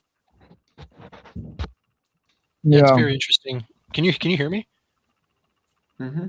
Oh, it's very interesting. Yeah, we can hear everyone there, Leo. So, with like the whole naturalism and physicalism and stuff, like that would include like the invisible spectrum, then. Huh? I think he's referring to portions of the light spectrum which are not visible light. Yeah, like because of course, just like it includes electrons. You can't see an electron, but they're physical, real objects that exist in the world, and they do things. Right. In fact, the concept of an electron looking like anything doesn't even make sense. Electrons can't look like something. The concept of looks like is very much an emergent classical level thing in the world. You need eyeballs and nerves and brains for that. You can't have those at the quantum scale because brains are not quantum objects. They're very much large and classical. So elementary particles, the forces that they engage in, these are all physical things. They're real physical objects that are out there in the world. They make up the structure of the world. They causatively interact with one another. I reject scientific instrumentalism. I think it's the most ridiculous thing I've ever heard of. But they don't look like or feel like or sound like or smell like anything. That's just entirely the wrong language to use when talking about that scale of reality. Would you say? And yeah, I think it's ridiculous that science doesn't actually tell us anything about the Leo, I have a question, Leo. I think that's the most ridiculous. half-brained pseudo-metaphysical idea I've ever fucking heard of, and I can't believe that there have been legitimate Yeah, but Leo, philosophers can Hey, you of let's accept watch science. the this? language, Leo. Anyway, Leo, that's neither here nor there. Leo, can you answer this about naturalism though? So philosophically, naturalism didn't have more to say in like the 1930s and 50s. Like the old incantations of naturalism didn't have anything more to say about like what we would ask questions about if we're asking about the nature of reality, like the metaphysics and stuff, right? But there wouldn't be like an epistemology or a differentiation between essentialism and modalism. Like none of this would have existed then. Yeah, but I have this no is why idea physical. how you're using these terms. Yeah, Modalism well, is specifically a Christian doctrine that's opposed to Trinitarianism. No, not that. Okay, so but then if we're talking about what naturalism could actually do, it couldn't do all. I don't think it does anything. I think it's just a broad metaphysical thesis. It doesn't do anything. It's a framework one uses for looking at the world. Sure. So I mean, I think my opinion would be that physicalism does answer better questions, better answer the question about something like the origin of the universe, and still provides more space for like the same conversation. With naturalism only, there's maybe not the space for the same conversations, even in philosophical senses. It's just domineering. It's very domineering. I guess I'm just not understanding what the objection here is. Yeah, I mean, I don't know how else I would say it. I don't know how else I would say it. Is just that it seems like physicalism was a necessary evolution, but it can be the case. You could accuse someone of carrying a bias for purely having a naturalistic worldview without expanding on it. So I don't think they're synonymous. You could accuse somebody I don't think they're synonymous, bro. Well, I mean, there are nuances between physicalism and naturalism, but I granted that. What I said is that generally speaking, philosophers are going to consider physicalism in the broadest sense and naturalism is relatively synonymous terms. Okay. The idea that there's a singular ontology and that ontology is all that exists and that is either physical or natural. Yeah. Now, again, there are nuances. You can be a naturalist and not be a physicalist. Bernardo Kastrup is an example of that. But I'm not speaking about these highly nuanced. I'm speaking just in a general sense. Physicalism in that broadest sense can be considered synonymous with naturalism. Okay. Yeah, I mean, I could grant some of that. I just think it's more important for people to check their own, like can naturalism consider evidences from other worldviews? Physicalism can, right? Physicalism can say, well, at some point the belief structure looks exactly like mine neurologically, and so I have a basis and a pathway to like understand other people's viewpoints. And naturalism maybe doesn't have that to the same extent. I mean, I don't think naturalism. I'm not even sure if naturalism really does any sort of explaining or accounting for anything. I think it's just a broader metaphysical thesis that one takes. It's how one looks at the world. It's more, what's the word I'm looking for a specific word here, and it's not coming to mind, and it's irritating. Yeah. It's even, I mean, like sort of like an overarching framework rather than like a predictive model or something like that.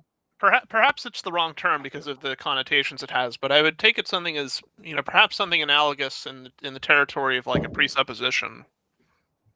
I wouldn't say presupposition because I don't suppose naturalism before I've like seen any evidence for it, but an overarching framework rather than some sort of like predictive or explanative model. Yeah, what I mean by presupposition is I mean that like when a person is going to make propositions about a given feature of the world or a given feature about some object, they're going to assume naturalism. Right, they're going to operate within that paradigm. I mean that's only presuppositional with respect to like what's being examined. That of course a naturalist is going to examine it from a naturalist perspective, but I think that's just trivially true with respect to any worldview. I don't know. I mean, I think views. You don't think everybody assumes their worldview when they look at the world and like think about things? Well, I should clarify in the sense that I think naturalism is kind of an exclusionary view, right? So, I think a lot of views are exclusionary views. Theism excludes naturalism. It excludes the idea that strictly natural phenomena are all which exists. I mean, most theists that are going to be educated are going to say something like that the properties that their God has, right? It kind of operates on a higher plane of, outside of naturalism, right? Naturalism Of is course. something that occurs, right? There's like naturalism is a thing that occurs, and God occasionally intervenes and supervenes on the natural world, to impart its own will and desires onto the world in order to fulfill its own objectives. Right. So I mean, I wouldn't say Sure. that they're exclusionary. But I mean, even just more basically, like a person who believes like in a one can just take different views about like the existence of, say, like mathematical or linguistic objects, Sure. right? That don't necessarily that wouldn't necessarily come into contradiction with a view some might describe as physicalism. I mean, maybe there aren't any like strict contradictions in being, say, a Platonist and a naturalist, but if you think that there are Platonic objects, I would bet large sums of money you're not a physicalist and you're not a naturalist.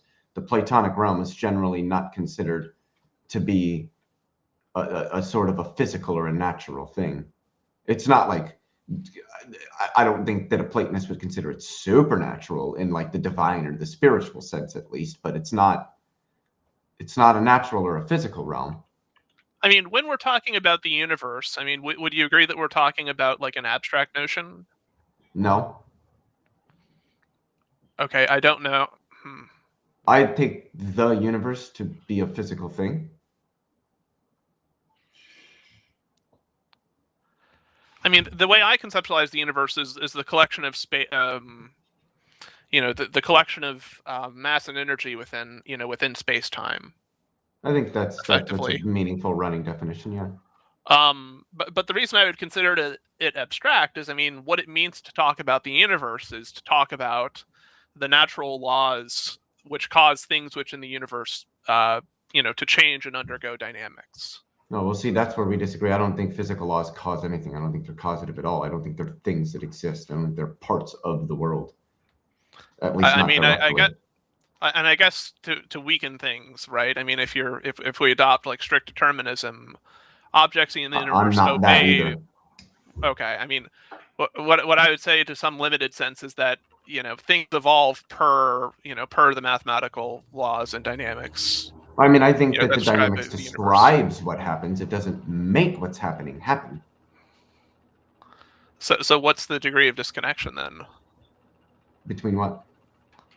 Between the way the universe actually behaves and the mathematical laws which predict that behavior. I don't know what you mean by like disconnect. I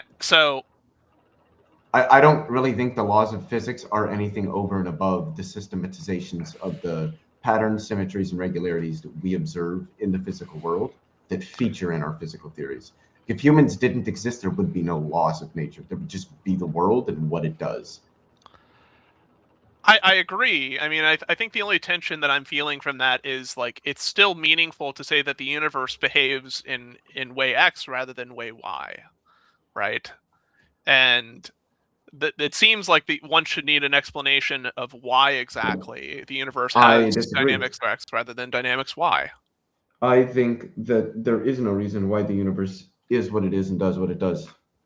Because the universe is all that exists, in my view. There isn't anything else you could appeal to as some sort of explanation or that does some sort of accounting for why the universe is what it is and does what it does. It just is what it is, and it just does what it does. And we are a part of that and can understand that and can systematize what we observe in what we call our physical theories about the world. Right, but I mean, linguistically, what's to prevent us from, say, from a linguistic point of view, right? What's to say that when we're talking about a universe X, we're not actually referring to universe Y if there isn't something we can appeal to that distinguishes universe X from Yeah, but universe Y. linguistically, we can make counterfactual differences, but I don't think that has any bearing on what the world is. How we talk about the world has no bearing on what the world is. Those are two completely different things.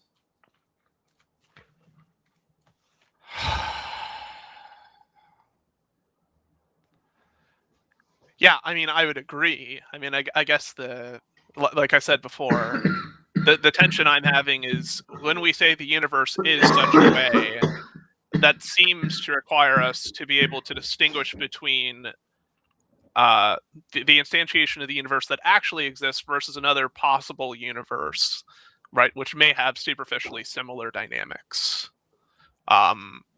And if one can't distinguish between those two, then it seems meaningless to refer to, quote unquote, this universe.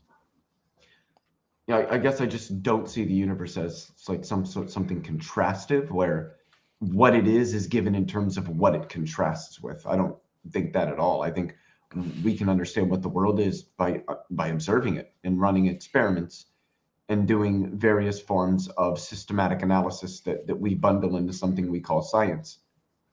Well, sure. I mean, I would agree. I mean, I think the universe is a particular instantiation of space-time evolving, a particular instantiation of energy and mass within space-time evolving according to specific laws, some of which are stochastic, right? So if you were to rewind the clock and let things go, again, it's very possible that things could end up slightly differently just due to part of the randomness in that system. Sure. And the universe could end up looking very different. It could have, yeah, but it didn't. Right. But the fact that it could have, I mean, that's I think that's reason enough to motivate one to think about a means by which to distinguish this instantiation of the universe versus other instantiations of the universe, which are consistent even according to the same, physical and mathematical laws which govern its evolution. I mean, maybe because we find it interesting, but we don't need to do that to understand what the world is. I mean, should we not, if we're going to say that the world is such a way rather than just being in an arbitrary state? No, we can figure out the world is what it is by looking at it, and that's what we do. We don't need to compare it to something else to say that it is what it is. And the world is what it is. It's just a tautology. Sure. And it can mean anything. It can mean anything anybody wants it to mean. I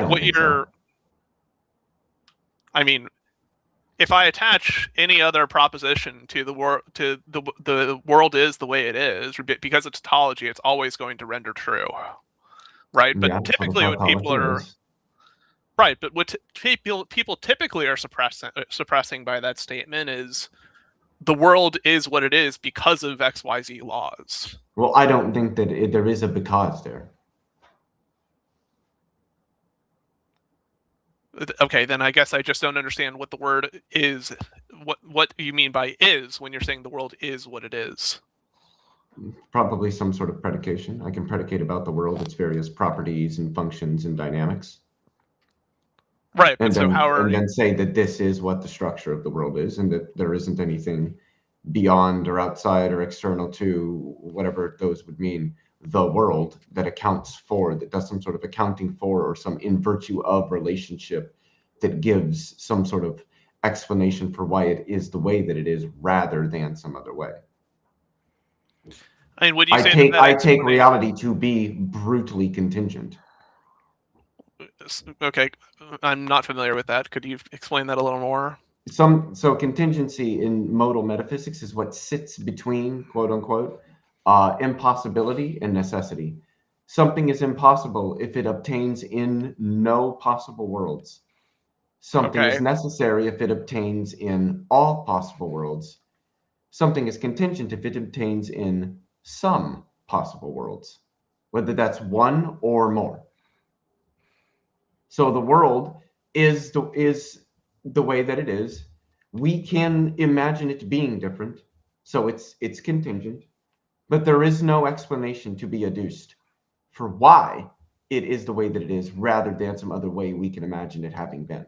So it's brutally contingent. How would you determine? So I mean, how are you personally distinguishing between the universe being brutally contingent versus just necessary?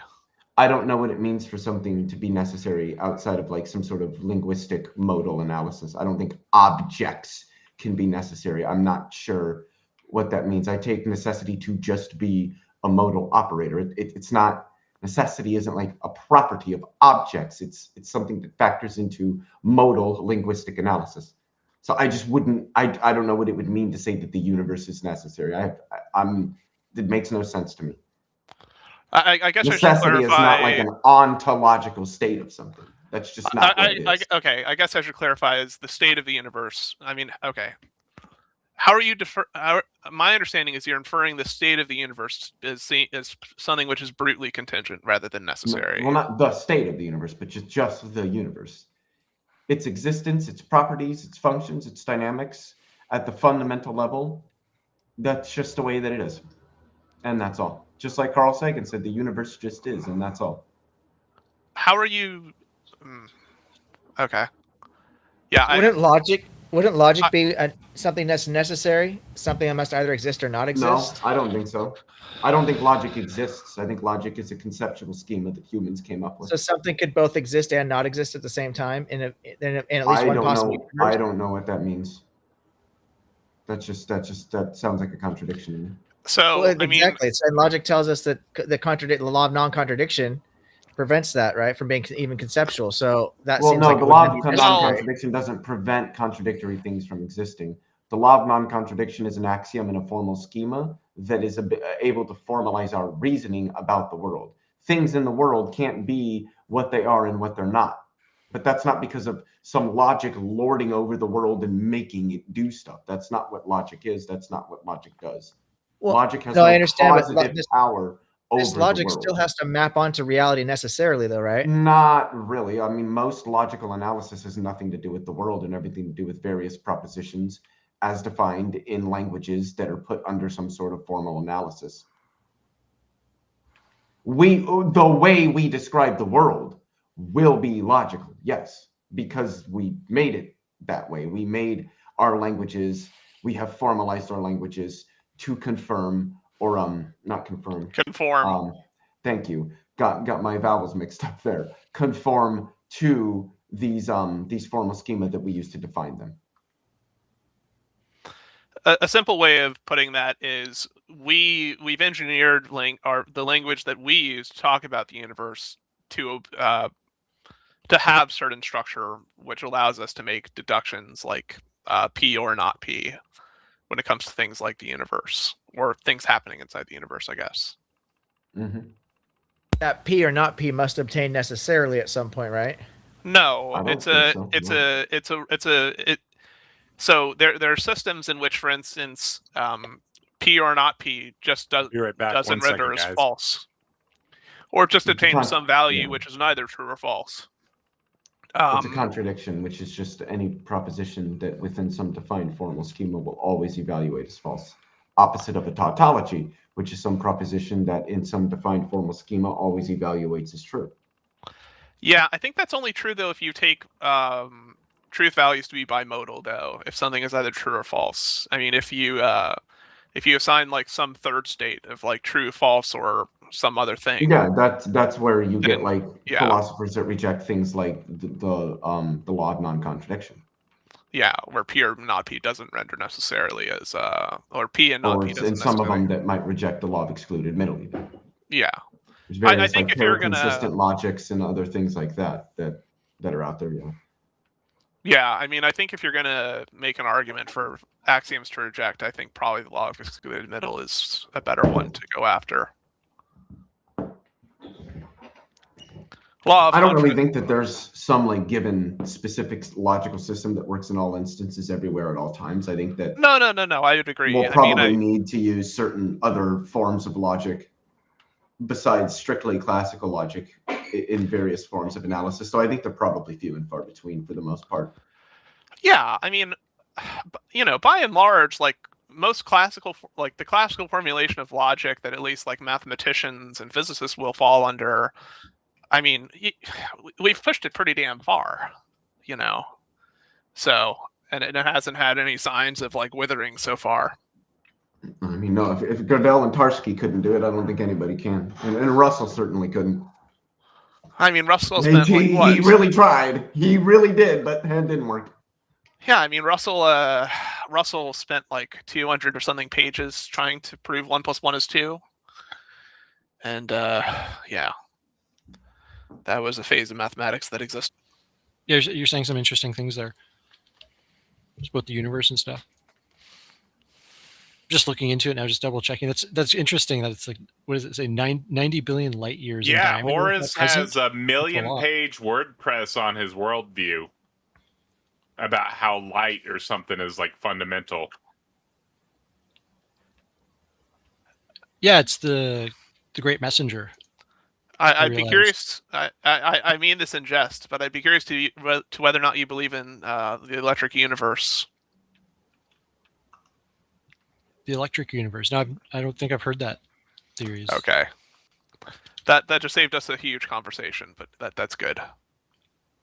Effectively, the electric universe, it's a kind of fringe, I guess at this point, conspiracy theory, which basically rejects gravity, and they think that electrical forces are the only forces in the universe. That's why I asked that, but that was mostly okay. I'm just looking that up now. I've never heard of that. Yeah, for good reason.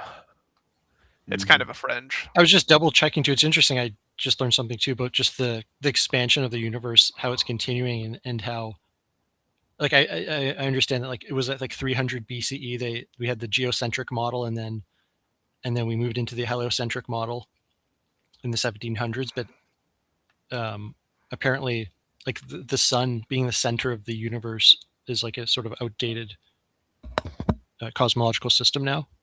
Mm-hmm. So we're not entirely the universe. Yeah, I mean, it's it's the center of our solar system at the very least. But right. Like, the dynamics of the Milky Way galaxy are kind of complex. Mm-hmm. The Milky Way galaxy flaps. Flaps? I'm not joking. It flaps. What do you mean by flaps? I mean, obviously, you would have to watch the Milky Way galaxy for like billions of years to really see this. But as the Milky Way galaxy orbits, the ends of it kind of like sway back and forth a little bit as it orbits. It flaps. So it's like a boiling cauldron of chaos. Gotcha. Yeah, somewhat like that. Don't even get me started on the proton. It's not as simple as you think it is. I didn't think it was simple, but you mean to tell me it's well, not just I know like you this, know. I know you know about the proton. You mean to tell me it's just like not this nice little diagram this of little like ball just like a little ball colored in blue with a positive charge, and something about quarks. Mm-hmm.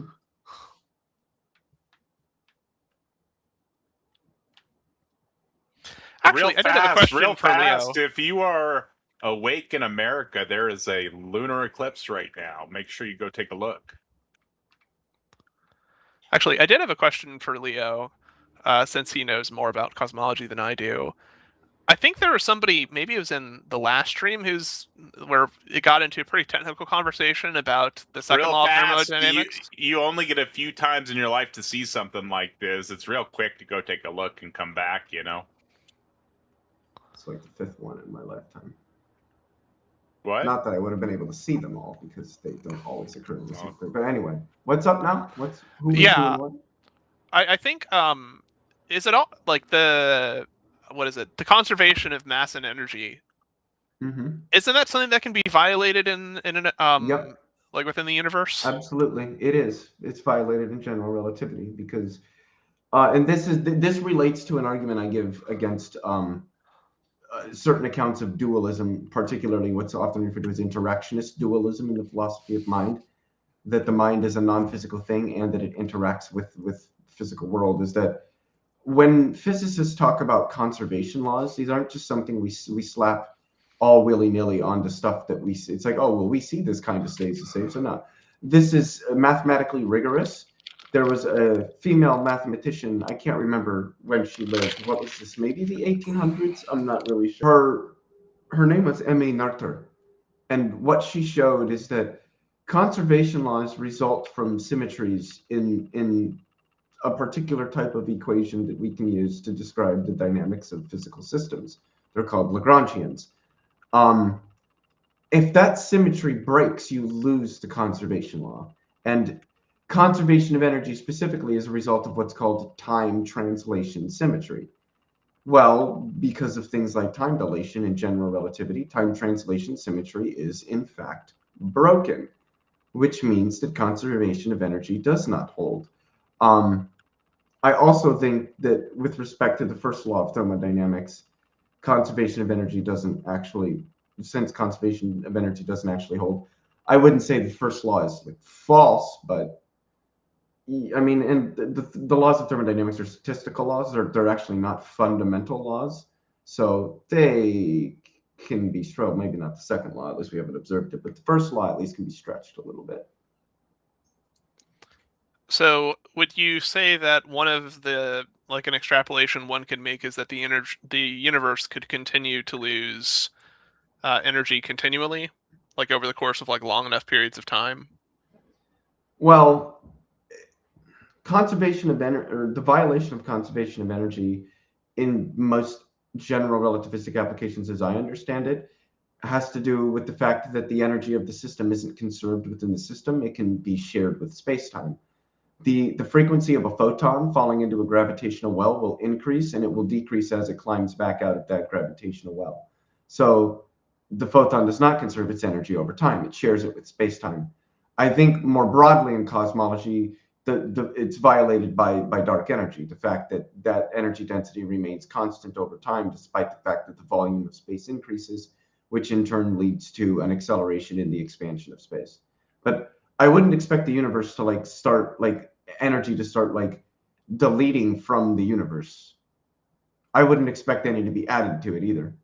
Dark energy isn't really like ontologically adding energy into the universe. It's just a result of the dynamics of how the universe evolves at its largest scales.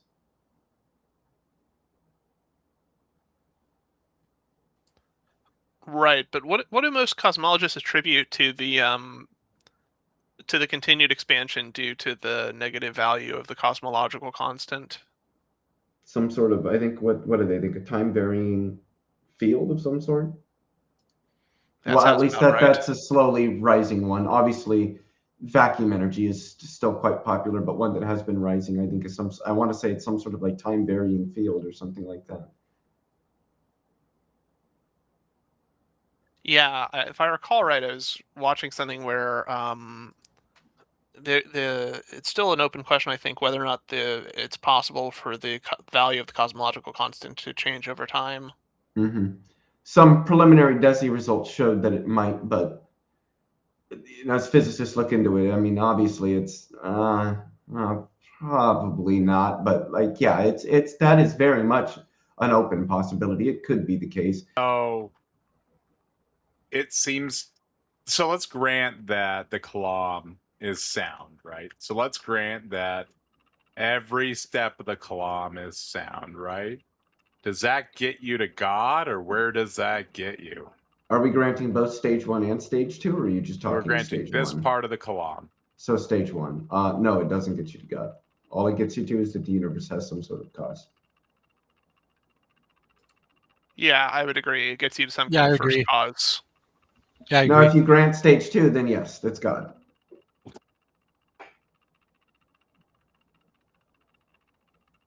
Yeah, my question was, do you think it's meaningful for a theist to say that, like for a theist to grant to hold to the Kalam, but to also say that the universe began to exist more than once? So if somebody is holding some kind of like cyclical model of cosmology, for instance.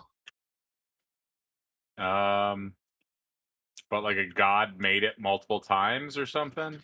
yeah, God made a universe that will go through this like cyclic process of expansion and contraction That's over and literally just over. what they're claiming now. Oh, really? Yeah, they're 'Cause claiming that most- God created the universe. Yeah, but usually they think that God created it and it'll just eventually, heat death itself or something like that. They don't usually. CCC isn't a leading hypothesis, but I mean, it's got a little bit of data, right? Yeah. I mean, I don't know if I would consider it like plausible, but I know it's out there. That's why I mean, if you grant the CCC Yeah, I for think the it would sake of just be. I argument. think they just still claim it, right? It's just the same thing. Okay.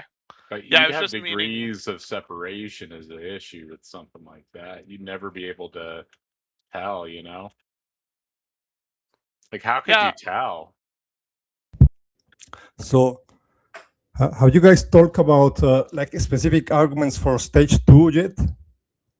Like, No, we were granting stage 1 of the Kalam. yeah, that's fine. I can talk about grant stage 2 if you want. William Lane Craig Yeah. never got to stage 2 at any point in either debate. He only talked about stage 1. Yeah, yeah, that's true. I think that's that gets very little attention, but I think stage 2 is a very interesting one. He does get into that in his Blackwell Companion for Christian philosophy or whatever. So here is what it seems to be his main argument. It's like, imagine the universe was caused by a material thing, right? We have to say that this material thing has always existed, right? It was eternal, right? Because that's what we're positing as a first cause. Otherwise, otherwise one will ask what caused that, right? So here's the question. If the material thing has a state that causes the universe, it had that state forever. It has this state always, right? Okay, then if that's the case, why isn't the universe eternal as well, right? Because it seems like it's just bound to cause the universe, right? It doesn't have like it's not like it's going to choose, right? So what he thinks that if a thing has always existed and is going to produce the universe, the effect should always be eternal, right? He thinks that there is only one way to get around that, and is if this thing has libertarian free will. Under libertarian free will, your choices don't really have like causes. So the eternal being, conscious being, can just choose to create, right? That's his argument. So what do I think about this? I actually had Alex Malpas on the channel for a while ago, and we talk about this a little bit. Here's what he says. One needs to make a distinction between a free choice and something that sounds like a random choice. And what Craig is positing sounds more like the second one. It's like, okay, there is this being, intelligent being that has always existed forever. And he has always had the desire to create and has always had the capability to create. But at some point, I mean, this will be like a logical point, not a temporal point. It just suddenly randomly decides to create the universe, right? I mean, it's like, how does that work? I don't see how that solves the problem, right? It's just like you get the same issue. I mean, surely it is weird to say that there is a material thing that has always existed and somehow caused the universe. But the being, I think the conscious being has the same problem, because it's like, why is he going to wait if he eternally has the desire and the ability to create? It seems like the universe will be eternal as well. So I don't see how that works, right? That's like my argument. In addition to that, I don't agree with libertarian freedom, right? I think libertarian freedom, I'm a compatibilist, and I think libertarian freedom is incoherent, actually. So I don't agree with that. I don't think that my decisions are uncaused. I think they do have causes. They are caused by a previous mental state, right? I don't think that agents make decisions without a cause. So that also, I don't grant you that a free decision of an agent is something that is exempt from requiring a cause. I don't agree with that. So I don't see any good symmetry breaker there. So yeah, any comments on that? I don't know. You're saying that there's no difference between a God creating it and a God creating it randomly? I mean that God. I'm saying that if God has always existed, saying that okay, at some point He just created it. That sounds like a random decision. That's not like that sounds like okay for no reason. He just decided to create it at some point. Like, Yeah. I mean, I think it would have to if it can't think, right? if it can't, what? If it can't think, right? Because don't they say God can't think? God can't think? Who says that? Don't the theists say God can't think? Really? I don't know. Wouldn't that make it temporal? I don't know. Maybe he thinks in a timeless way. I don't know. I never heard that. Maybe he thinks in all his thoughts in a timeless way, in an eternal way. I don't know. Yeah, the closest thing I've heard to that is that God's mind is immaterial, but not that God can't think. Sometimes you get an apologetic. It has no ability to change, right? Isn't it changeless? Right. Yes. Yeah, I disagree with that. So thought is so change is required for thought. So I think they're saying God can't think. So it would have to be random, right? Oh, see, wait. So you're yeah. I mean, I guess you will think everything at once or something like that. But so you say you disagree that God can't change. So are you a neoclassical theist then? So you mentioned you're a compatibilist then? Yeah. I am a compatibilist. I think if if my decisions have internal causes, like causes that are internal to me, yeah, and they still count as being free, like even if it was caused by like something. And some people say about but if they're caused by the chemicals, in your brain, then you didn't really choose that. It was the chemicals in your brain that made you choose this. But I think this generates a distinction between the chemicals in my brain and me. But I think no, the chemicals in my brain generate the me, right? So it's not like you cannot do this like sharp distinction. So I disagree with that, right? Well, okay, okay, now that's weird though. I mean, what do you think? What do you think that you are that's like not more than your chemicals? I didn't say I'm more than my chemicals. I say that's right. I am my chemicals. Like the total. No, I am my chemicals. I just said that I am my chemicals. Okay, I thought I heard the opposite there for a second. No. I thought you were saying that you know, the chemicals that you know, the chemicals that are going on you know, are your mental processes, but you can make decisions that are independent of those mental processes. No. Okay. Yeah.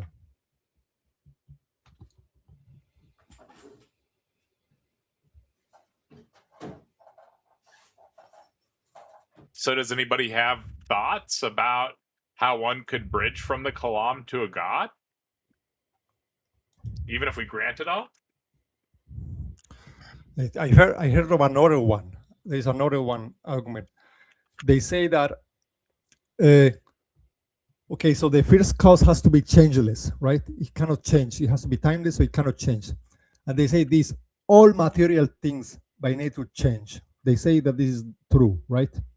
They say all material things, all physical things just have to change because matter is always changing at a subatomic level. So that's already problematic, but let's grant that. So they okay, no, I cannot grant that. Wait, they say, no, just kidding, we cannot grant that. But they will say, but the only immaterial things that we know of are abstract objects and minds. And they will say, okay, abstract objects just cannot cause anything because they are causally inert. That's actually kind of part of the definition. So that only leaves minds. It's the only option. So it has to be a mind, right? So okay, so first, I mean, I do not grant that minds are immaterial, right? Like you have to, no, I think minds are material, right? In a way. And also, yeah, I don't think it's like a logically or metaphysically true fact that all physical things have to always change. I mean, it could be that the matter that we are familiar with always changes like subatomically, but maybe there is something physical, like a quantum field or something like that, that doesn't change, right? So it's like timeless. So I none of the premises there seems like have a strong, yeah, they are not justified enough, in my view, for that argument to work. That's interesting. Yeah.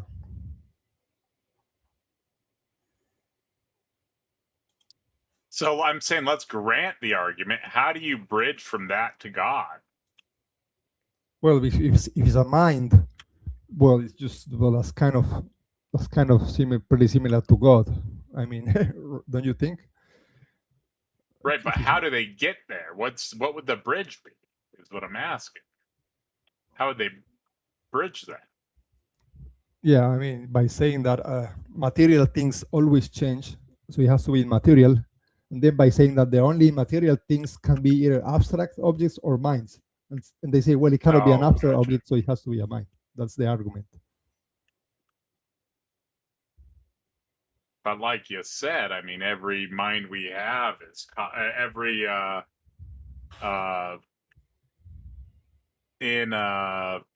immaterial thing we have. Not what isn't even immaterial. It's like every non-physical thing we have would be causated, or yeah, because immaterial, because like quantum fields are immaterial, you know.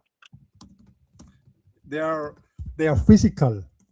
Yeah, but they're immaterial, so yeah, you would want right. to say non-physical, probably. Yes, that's right. That's right. They count as physical, but not material, like for real. Yeah, not made of really they're not really made of matter. It's the other way around. No, yeah, matter is made of them. Yeah. Yes.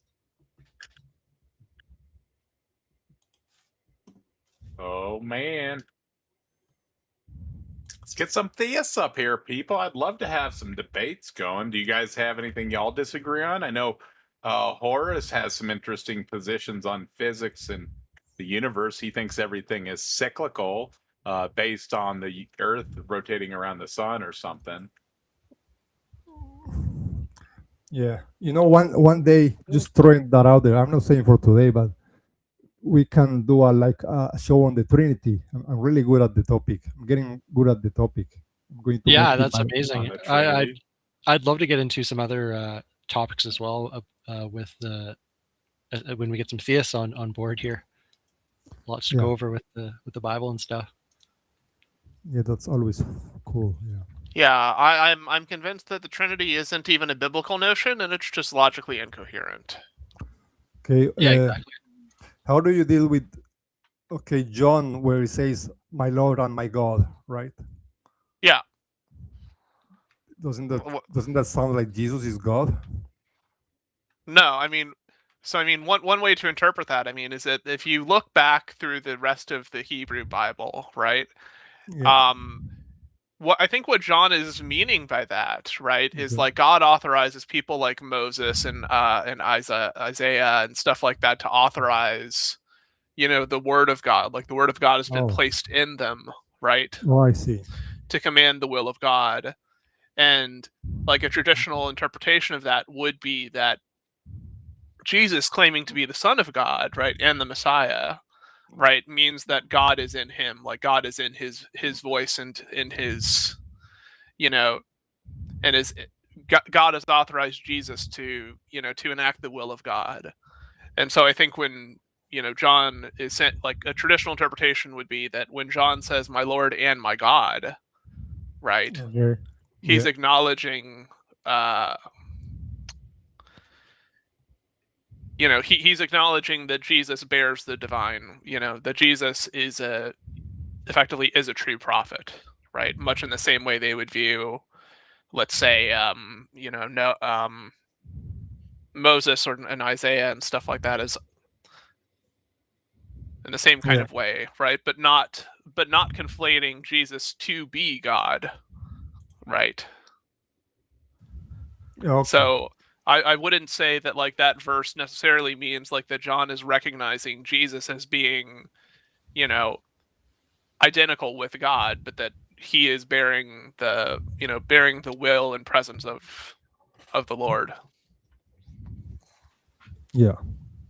Yeah, there's a lot of issues that I have with the Book of John, just like a lot of other books in the Bible. The first being, the Trinity.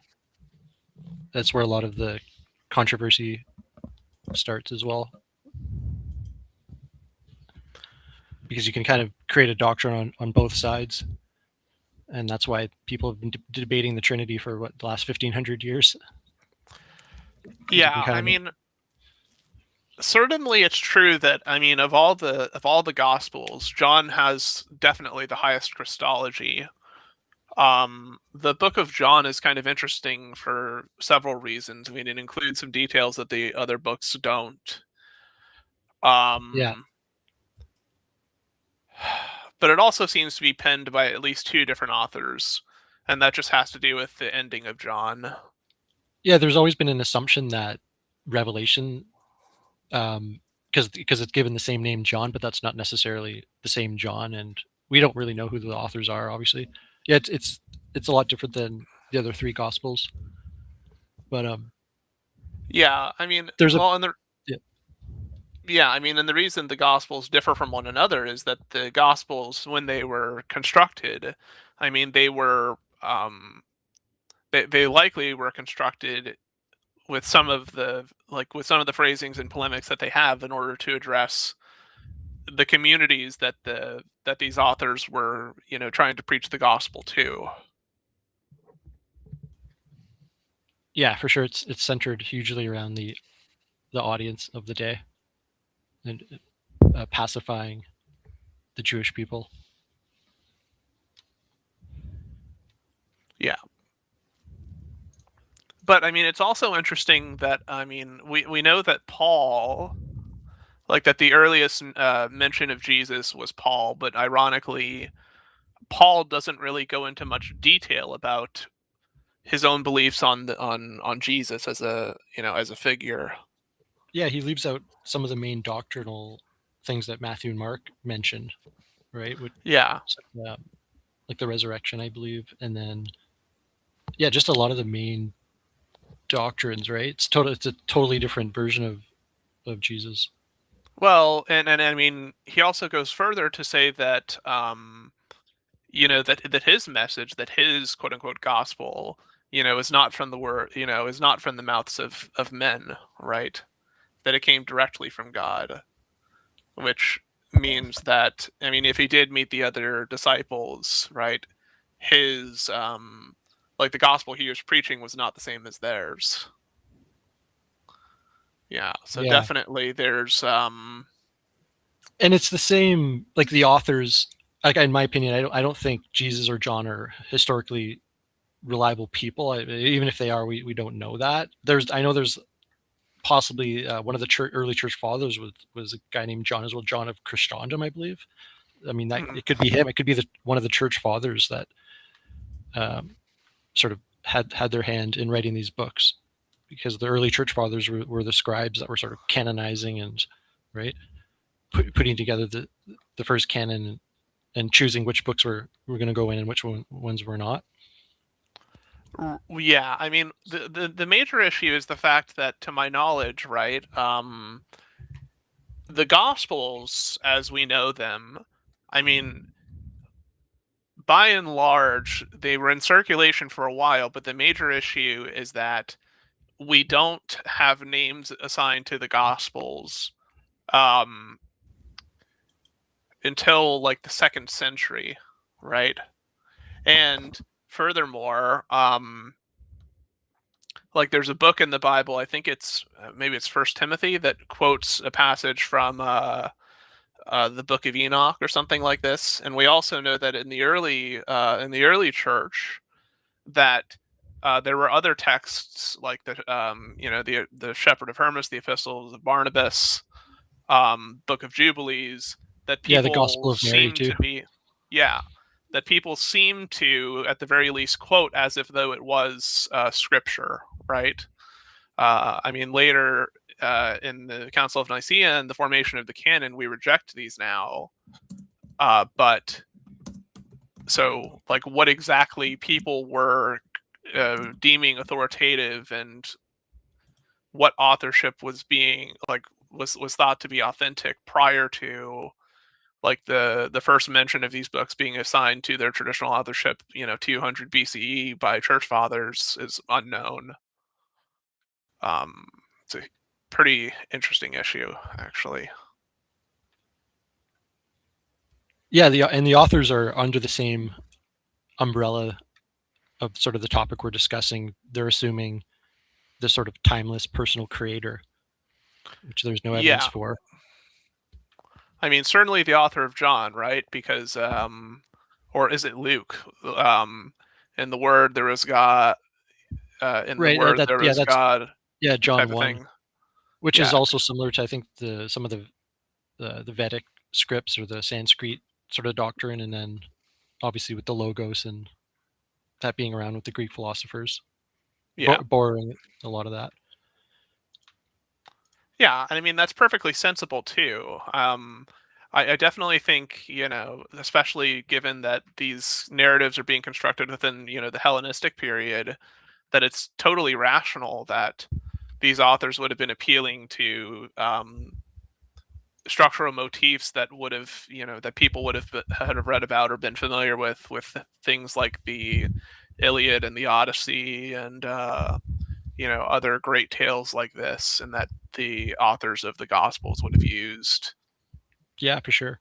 Similar polemics and I've nothing personal against these sort of characters, whether they be fictional or whatnot, or the authors that sort of pen these books. My issue is just with the doctrine itself and how it's lacking in credibility, because it seems that they, like, obviously Jesus taking like the Hebrew out of context and not fulfilling any prophecies, but in the book of John specifically, they talk about light, and it just shows a complete lack of sort of awareness of what light actually is, according to sort of these, the recent discoveries in the last several hundred years. And now we know what sort of how electromagnetic radiation works and sort of photons and photosynthesis and that. But the way that they refer to light is so bad, because it's portraying that it's sort of like, if you don't choose the light of the book of John, you'll basically, you're excommunicated, you'll burn in hell forever. Whereas the light of reality isn't like that at all, right? Like the sun doesn't choose anyone, it has no favorites. And it's also just lacking in sort of the simple, like how light works and like refraction and sort of absorption and how it's measured, right? Like and then Einstein with his E equals mc squared. It's just such a more reliable story than how it's presented, like in the book of John, because they use this concept that was already around in Egypt and Greece, the concept of light, and then they continue use it, and right, like they say Jesus is the light of the world, but that's not true, because the sun and the stars are the light of our world. That's the only. Right, well, I mean, it's I think so. I mean, to my knowledge, the earliest reference of this kind of like dueling gods motif or motif of gods that kind of rival in the quest for good and evil goes back to like Zoroastrianism.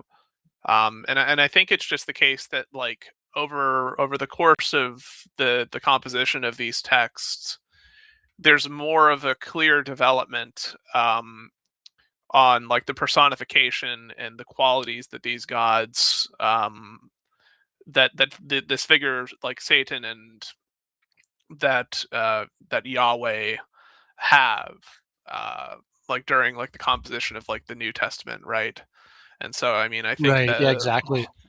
Whole light and darkness thing is referring to that kind of motif of like these opposing quote unquote gods, rather than trying exactly to it's a huge carryover from New Kingdom Egypt, and also like you said, Persian cosmology, and even some of the Jewish and Hellenistic influence, because their understanding of light is sort of this spiritual metaphor of like righteousness and revelation and moral goodness.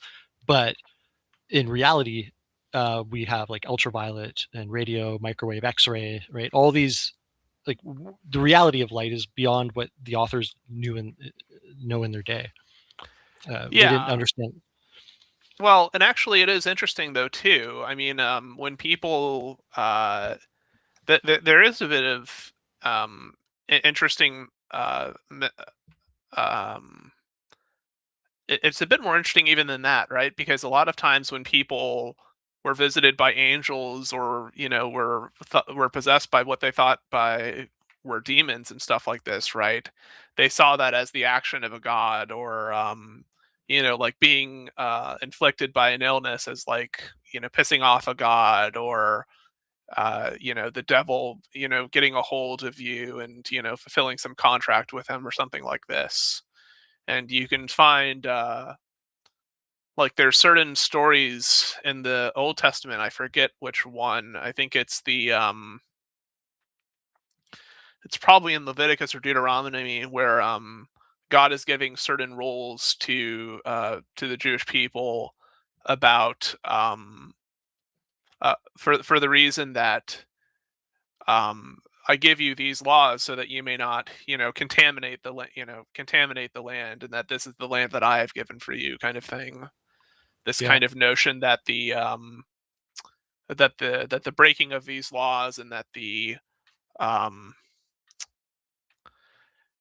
that the breaking of these laws and that this participation in these quote unquote evil activities creates this kind of like evil miasma and contamination of this like designated holy land.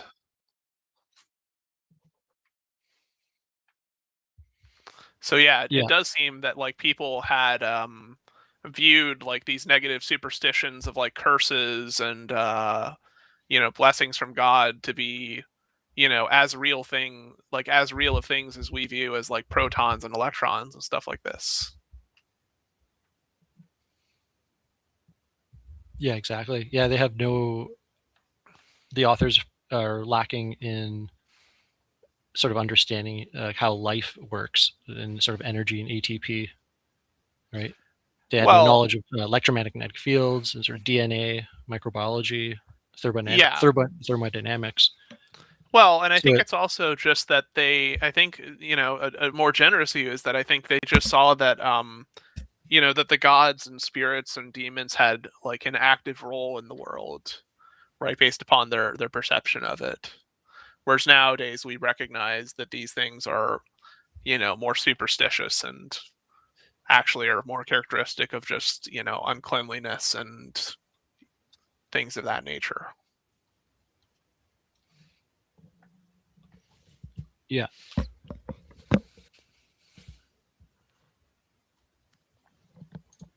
Yeah, in my opinion, like Jesus is just a solar archetype, right? He dies for 3 days and rises. That's what the sun does every solstice, right?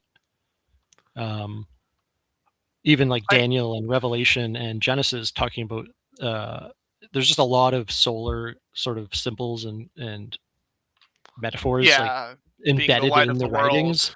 And that's why people really resonate with this fictional character, because he's not actually doing anything for them in reality. It's more just this connection to the sun and sort of the order of reality in that way. So they say stuff like Jesus is the light of the world once again, but he's not, right? The sun is.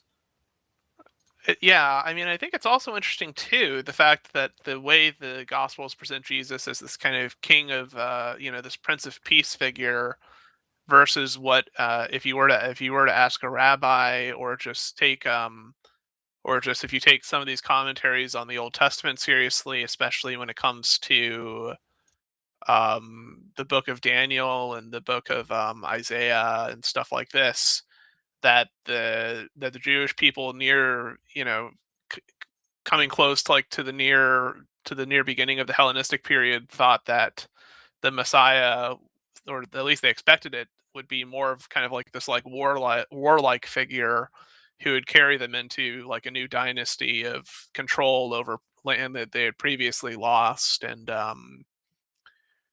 just have expectations other than the things that Jesus did. Yeah, exactly, and that comes from this. I think it was Ptolemy Soter the First was sort of this. He carried on the Egyptian legacy of pretending to be sort of the sun incarnate, or sort of this powerful being, which is sort of one of the big problems of our world. Is there's always these sort of emperors and kings or whatever that have to, it's not always sure there's been great leaders, but usually it ends up, greedy. They're greedy and gain more power control than they deserve. But that extends into like the Ptolemies and then into the Imperial Roman families, where they considered themselves sort of these, special ruler for the people, and that they were chosen to do this, but it was just simply a randomness of Yeah, I mean that's true. I think it's I think even like Julius Caesar and some of the other Caesars claim to have been, divinely birthed and stuff like this. Yeah, that's from my understanding. I'm on board with like the Caesar's Messiah. It's a pretty good documentary. It's about how the Flavian dynasty and even Josephus and a lot of these Imperial Roman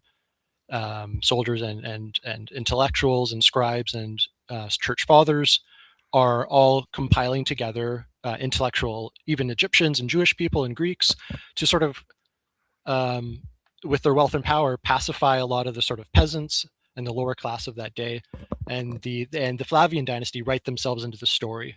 And that's why up to today, it's still a sort of, up to the Roman Catholicism and then to the Vatican, they've used that because they put themselves into the story as this sort of divine hero being that comes in. Do you see that as so do you see that kind of practice as similar to like what the Catholic Church did with the saying of like Jesus is the rock of the church? Yeah, they wrote it into the story, in my opinion, because there's the whole controversy in Christianity. It's like, did Jesus hand the keys over or to the 12 apostles, or is there like, are there still apostles today? That whole controversy, like, are there only 12 or does it extend to more? And it's like, they gave themselves the keys, just like they said, like, sell all your possessions and give.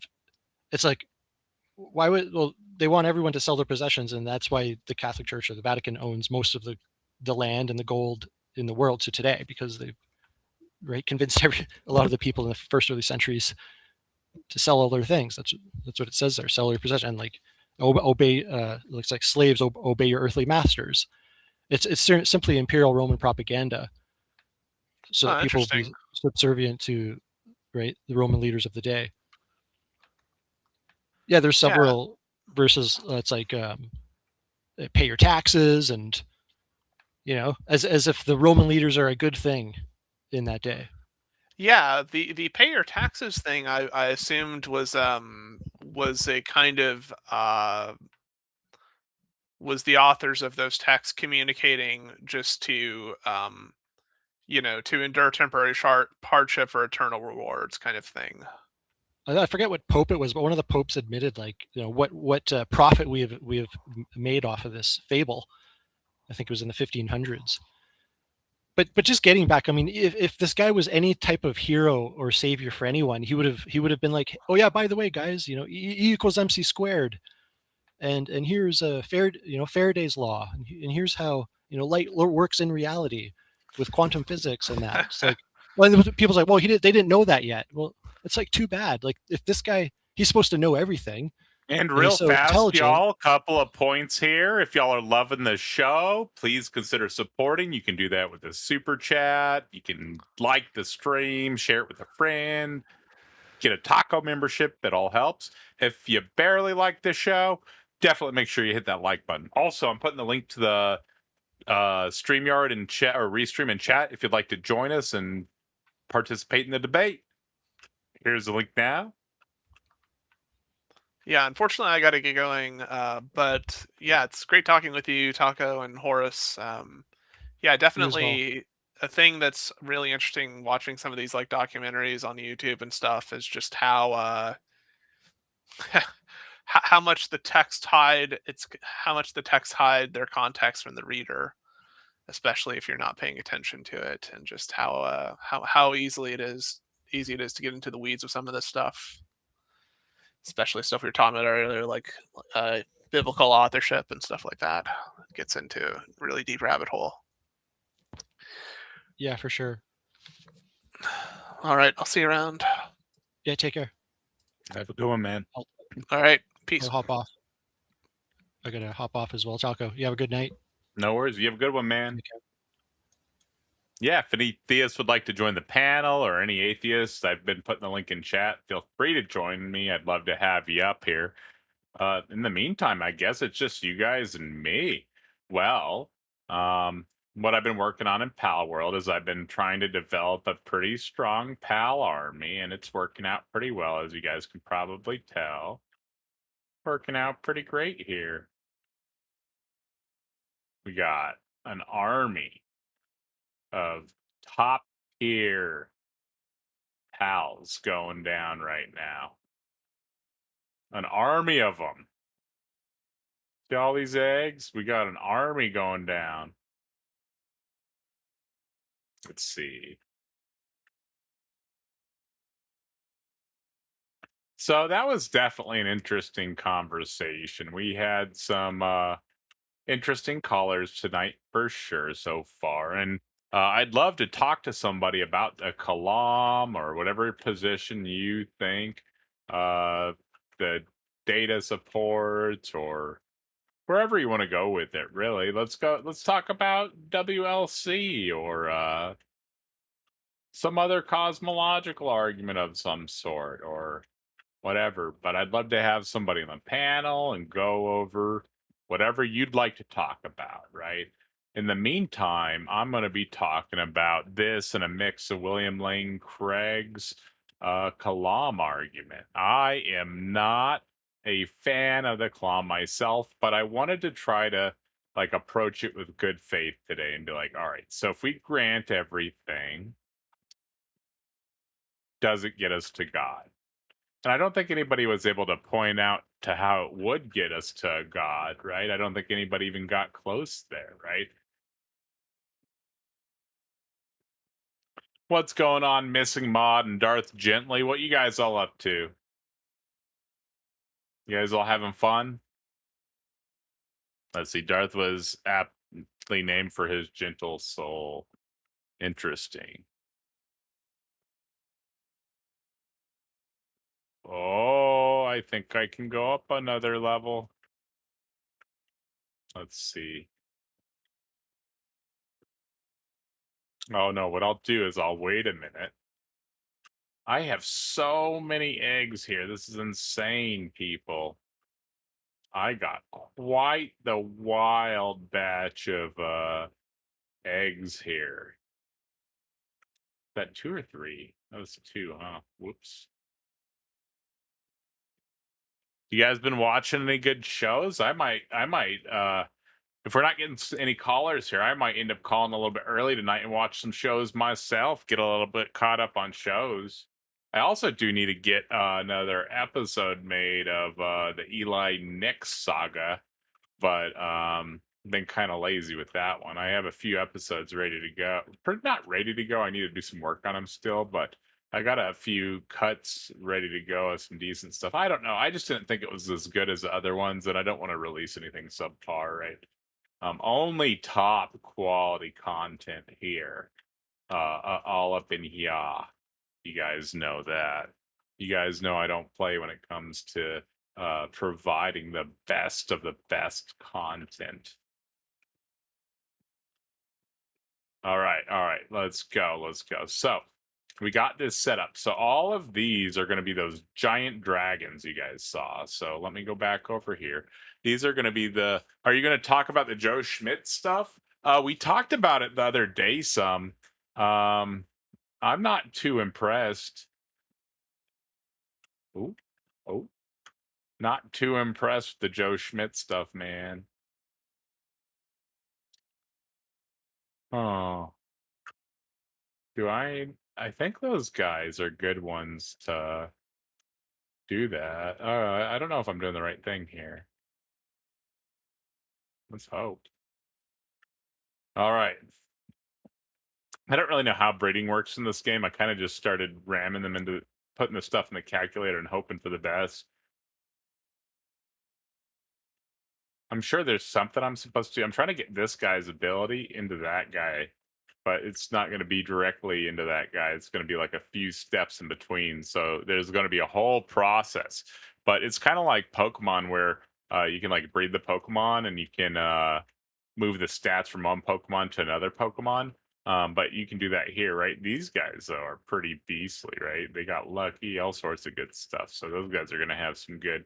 I'm trying to get mutated eggs from those ones. These guys, I'm trying to just get this guy's stuff. He's got this demon god ability and motivational leader, which are pretty good. I don't really want to get motivational leader, but I do want to get noble, ferocious, lucky, and demon god. That would be pretty good. That would be an excellent start to the breeding process here. Excellent start. Not sure if I'm going to get it though.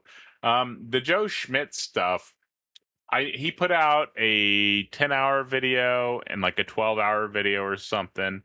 I don't know if I'm about that. I don't know if I want to watch 10 or 12 hours, right? Especially with what I saw. He was overly happy. It was really weird, man. It didn't really feel good, man.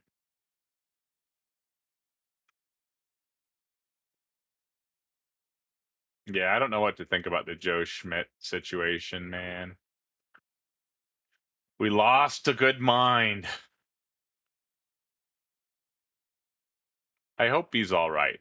Looked like I'm not saying there was something else going on there, but it looked like he was dealing. He was smiling, right? Like nonstop. Oh, he was smiling nonstop, like extremely big smiles. I'm not trying to judge too much there. I'm just saying. I don't know what to think about it all, right? Like, I believe he thinks he's a Catholic now. I mean, what can you do but accept what they say they are, right? And I don't know how I really feel about it either. It's kind of like a weird situation, right? The way that he went about it, very strange. Very, very strange, right? I don't know. It's all just very strange. That's what I got to say about that. Oh, slider module equipped. Let me see. Sniper module, slider module. Equipping it adds a slider spin to the sphere. Ooh, that looks good. Does that take Tal Metal? Oh, we'll do that one. A slider module. Yes, please. All right. Let's see. It's going to be a minute. It's going to be a minute. So let's see what people are saying in chat. Andrew Wilson has some interesting stuff right now. He was fighting with some buff redneck guy. I don't know anything about that. I saw some of Andrew Wilson's responses. I've been watching a little bit of his videos, like responding to the Candace Owens thing, because I don't know what's going on with it, and I still don't know what's going on with it. It's all a weird situation. Yeah, I don't want to get involved in any of that. I'm just like, ooh, it's weird. I wouldn't mind interviewing Andrew, though. I would like to interview Andrew and ask him some unrelated questions. Maybe touch on. I'm sure some people would want to touch on that briefly, but I have some interesting questions. I want to start doing my interviews again. We used to do interviews here when I first started with so many people, and I'd like to do interviews again. I had a bunch of fun with that. We got a debate scheduled, so I think the Austin and Jim Bob debate got canceled today. It feels like it got canceled based on the way that the conversations went down. Kurt, though, is now going to debate Jim Bob on that Tuesday, so I'll get that updated shortly. It's on Christian nationalism. Is Christian nationalism good for America? It's the same prompt that he debated Andrew Wilson on. Made by Jim Bob is going to be taking the position of Orthodox Christianity. And I think that's going to be a fun debate. I'm also working on getting James Fodor set up. I'm trying to get James Fodor set up with Eli. I think that would be a spectacular debate. Who else? I've been emailing a bunch of people. I've also been playing a lot of Palworld. I don't know. I needed to do a little bit of game. I need to do a little bit of gaming here and there. Missing Mod says me either. I just like making fun of them all, though. I get that. I get that. I like to debate. I like or discuss ideas, right? I'm not trying to like. Yeah, I'm just trying to debate, right? That's the goal. All right, let's see. Let's see what happens. Whoa, that's cool. I don't know if that's good, but oh wow, they go far now. Whoa. I mean, I think that's good. That seems to be good. Look how far that goes. I don't think it normally do that. I don't think it's supposed to do that. That doesn't seem right. That seems a little overpowered. Who knows? Hotep says interviews are a great idea. Yeah, I'd like to like interview theists like one-on-one and then invite people up to run ideas past them and debate them, right? I think that could be a lot of fun. I used to do that on the politics Discord, but the politics Discord and YouTube aren't really a good combination. It's kind of toxic in there, unfortunately. And I love the politics Discord. I love it. I love it. I'm just saying, like some of the people in there see the YouTube thing going on and they like to mess around with that, right? Not a good program, right? Let's see. What do I need? I need stone. Stone's holding me up. That's not good. I need hyperspheres. I gotta get a bunch of stone here. Let's see. Need to go. These guys can all go on stone. We'll do that. This game is so cool. You can do so much stuff. There's Stone Pit 2, maybe? Let's see. Upgraded Stone Pit. Ooh. Because there was a logging site too. I don't see a stone site too. Oh, nope. All right, so we're just using this stone pit. 1, 2, 2. Oh, it won't get a third one? That's not good.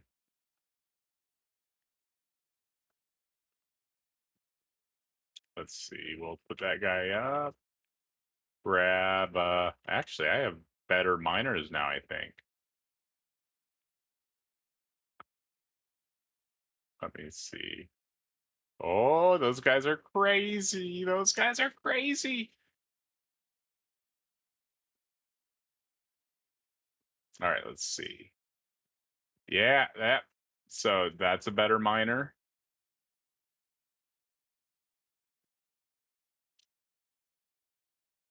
One, two. There's 3 of them right there. Let's go.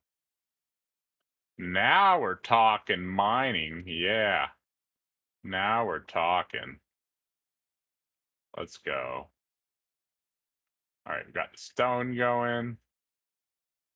Then we'll go get some wood going too. Let me see. Let me see here. We got some, actually, we have some better guys for this stuff, I think. Maybe not.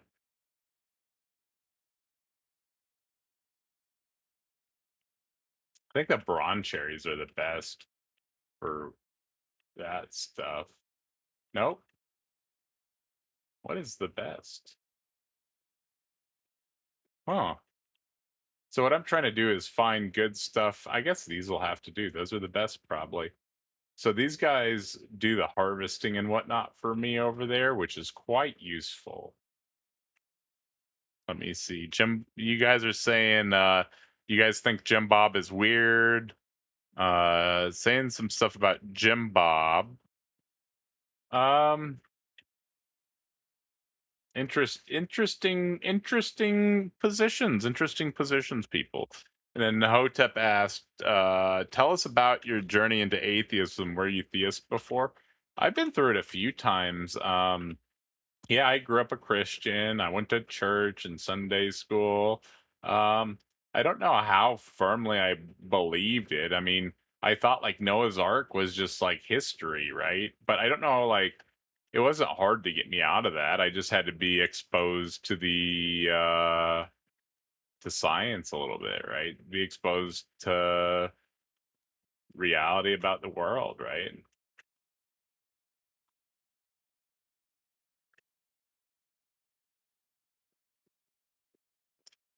But yeah, I was Christian as a kid, and then when I got a little bit older, I had kind of well, basically, I went to my church one day, and I was like asking questions about God and all that, and the stuff they believe.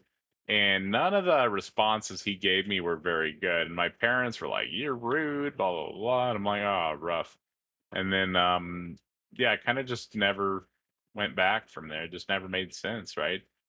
I just felt like I was being gypped or something, you know?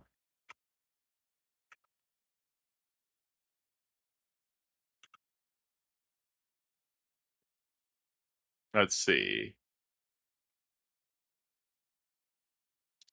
Oh, DeFreak. What's going on, DeFreak? How you doing, buddy?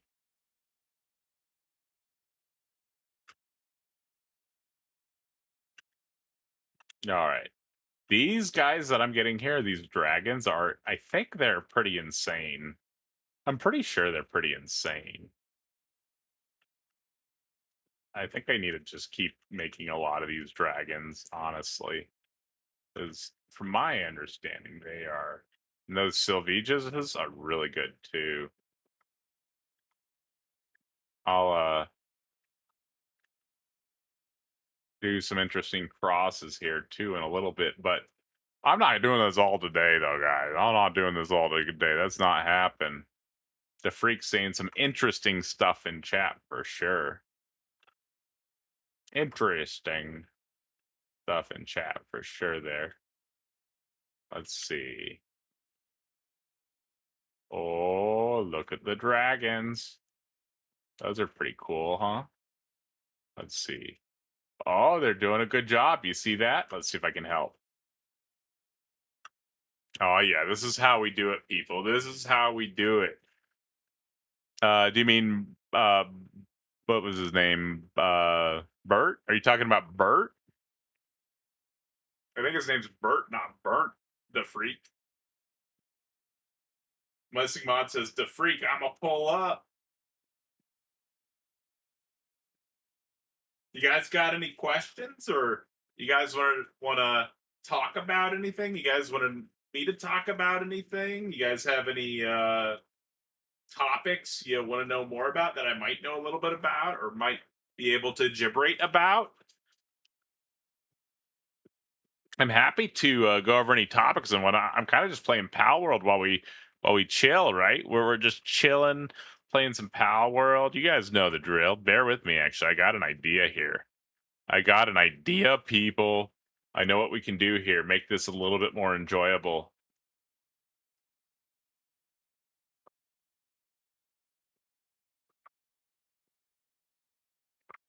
All right, let's see. All right, window. If somebody joins the panel, I'm going to have to swap it back, but this should be good. See. Hopefully you guys can all hear it now. All right, window. If somebody joins the panel, I'm going to have to swap it back, but this should be good. See. Hopefully you guys can all hear it shiny. Now. Right, window. If somebody joins the panel, I'm going to have to swap it back, but this should be good. Hopefully you guys can all hear it shiny. Window. Let's see. If somebody joins the panel, I'm going to have to swap it back, but this should be good. Oh, hopefully you guys can hear it shiny. Oh, it's a terrible one. Let's see. Yeah. Oh no! I'm gonna have to swap it back. Oh no! I might have to go back to the sniper module. This is terrible. Oh, this is gonna be expensive. This is gonna be very expensive to run that. Oh no! I might have to go back to the sniper module. This is terrible. Oh, this is gonna be expensive. Woo! This is gonna be just a little too expensive there, I think. Oh no! But we'll make it work. I might have to go back to the sniper module. This is terrible. those guys are going to be expensive. Cool. I think those guys are really good guys. We'll make it work. Look how big they are. They gotta be really good. Those guys are going to be expensive. I don't know anything about those guys are really good guys. I gotta say, those guys have gotta be good. Look how big they are. They gotta be really good. Just their size alone. Look at their lagging. I don't know anything about those guys are really good guys. I gotta say, those guys have gotta be good. Look how big they are. They gotta be really good. Just they're lagging my face. I think that lagging my face. Those guys are really good. That's how that works. Look how big they are. They gotta be. Just they're lagging my face. I think that lagging my face. Those guys are really good. That's how that works. Look how big they are. They gotta be. Just they're lagging my face. Oh, it's echo with a loop. Oh no, I'm so sorry, people. I'm so sorry. I don't know why it's doing that. Oh, I'm so sorry. Oh no. All right. I'll fix it. I fixed it. I think. Oh, I know what's going on. I'm so sorry. I fixed it right now, people.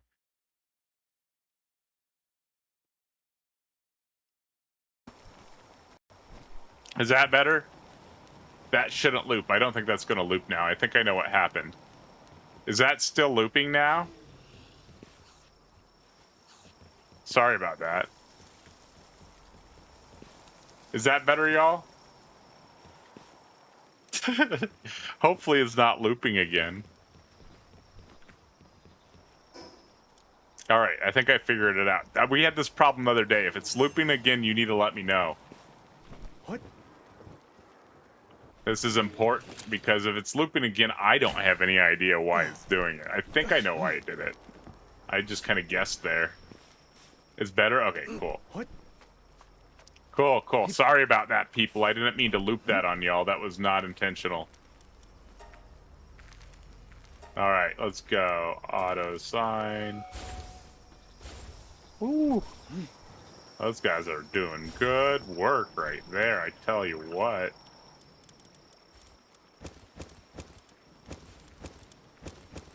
Jeez, they're doing good work. Alright, and then we got raw kelpsie, which we'll put in here. Man, we are rocking and rolling, people. We got these veggie cakes going. We're getting extra eggs. We got some good pals going down over here. We're rocking and rolling, people. Oh, I got something down there. Got a huge dark egg. That's not a mutated one. Wonder what that's gonna be. Maybe those are just alphas or something. Alright, so that should be enough over there. And now what I can do is, let me see. I don't know which one is which. I think they're the same. Oh, that was the right one. Cool. Alright, now we gotta get a good Sylvagus. Hang on, we gotta get a good Sylvagus. And we gotta run that Sylvagus into that guy. Workaholic, Blood of the Dragon. I think that's the play right there. Is that a male, though? Dang, I need a lucky female. Oh, that'll work.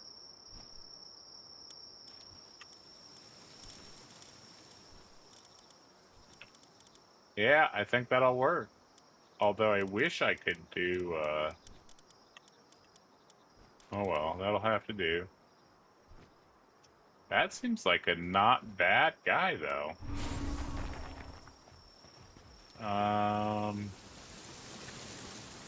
Oh, whoops.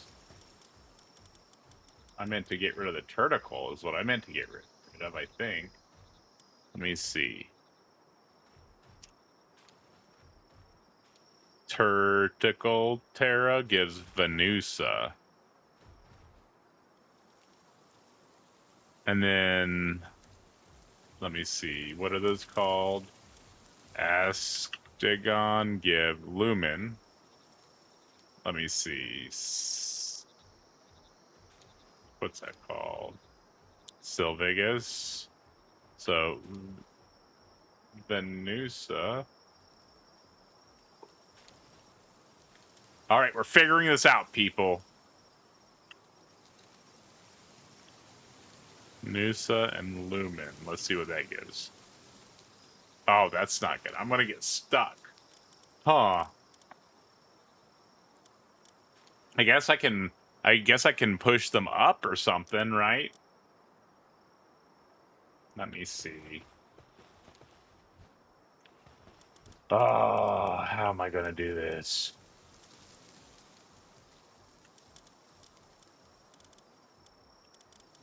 Where did my good guy go?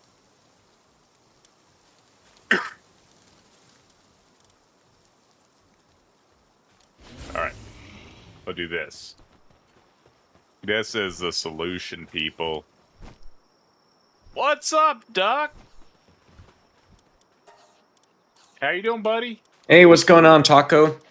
Just chilling, man. Playing some Palworld. You like my setup? Yeah, dude. It's pretty nice. Pretty dope, huh? It's pretty sick. You got the whole build out going. I think these are in-game pals, dude. I think I'm way further ahead on this than I thought I was. Like, I didn't pull them out, but I pulled them out here on stream, and they are, like, in-game pals. I'm pretty sure. Those so look this like is in-game...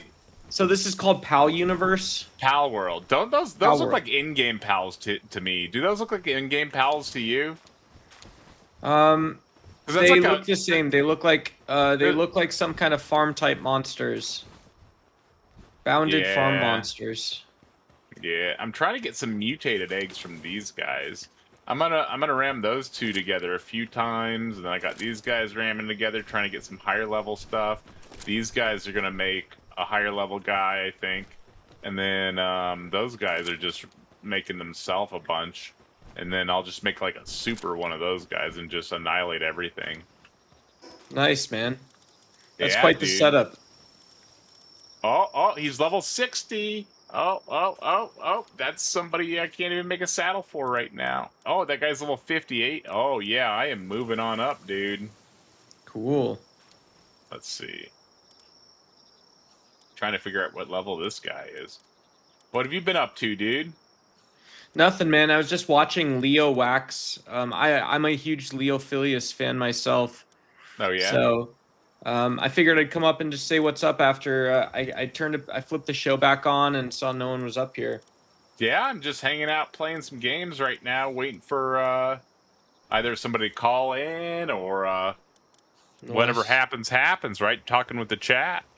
Yeah, I had a heck yeah. nice little infinite regress going down there for a minute.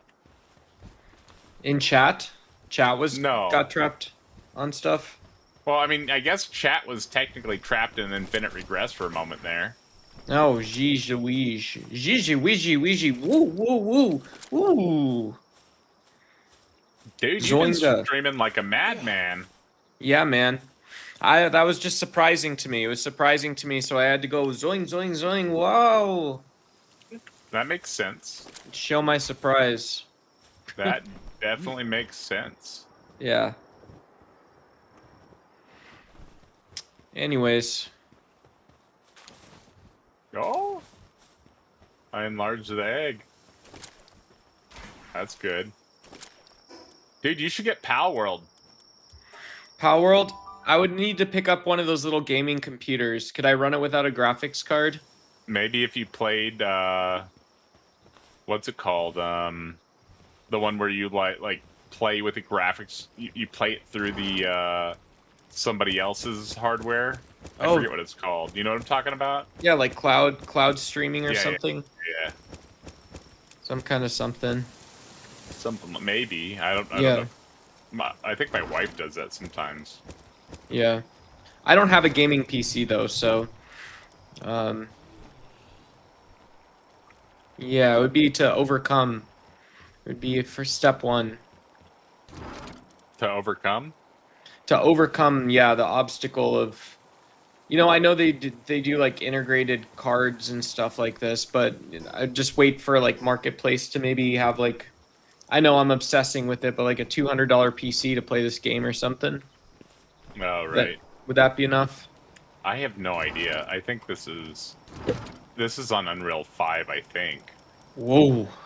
That's some horsey powers. Yeah. Horsey dude. horsies. I think I'm putting this back on. That other one that curved my balls as I threw them made it was gonna make me miss. So it's gonna be so expensive, dude. So expensive because I'm just gonna keep missing, you know. Yeah, dude. Know the feels.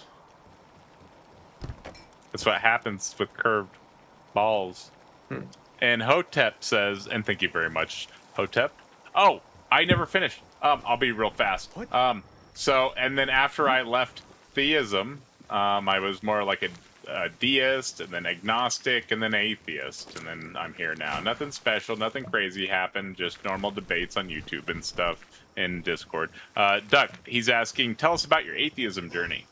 Oh, sure. Let me clear my throat here. Gather round, chitlins.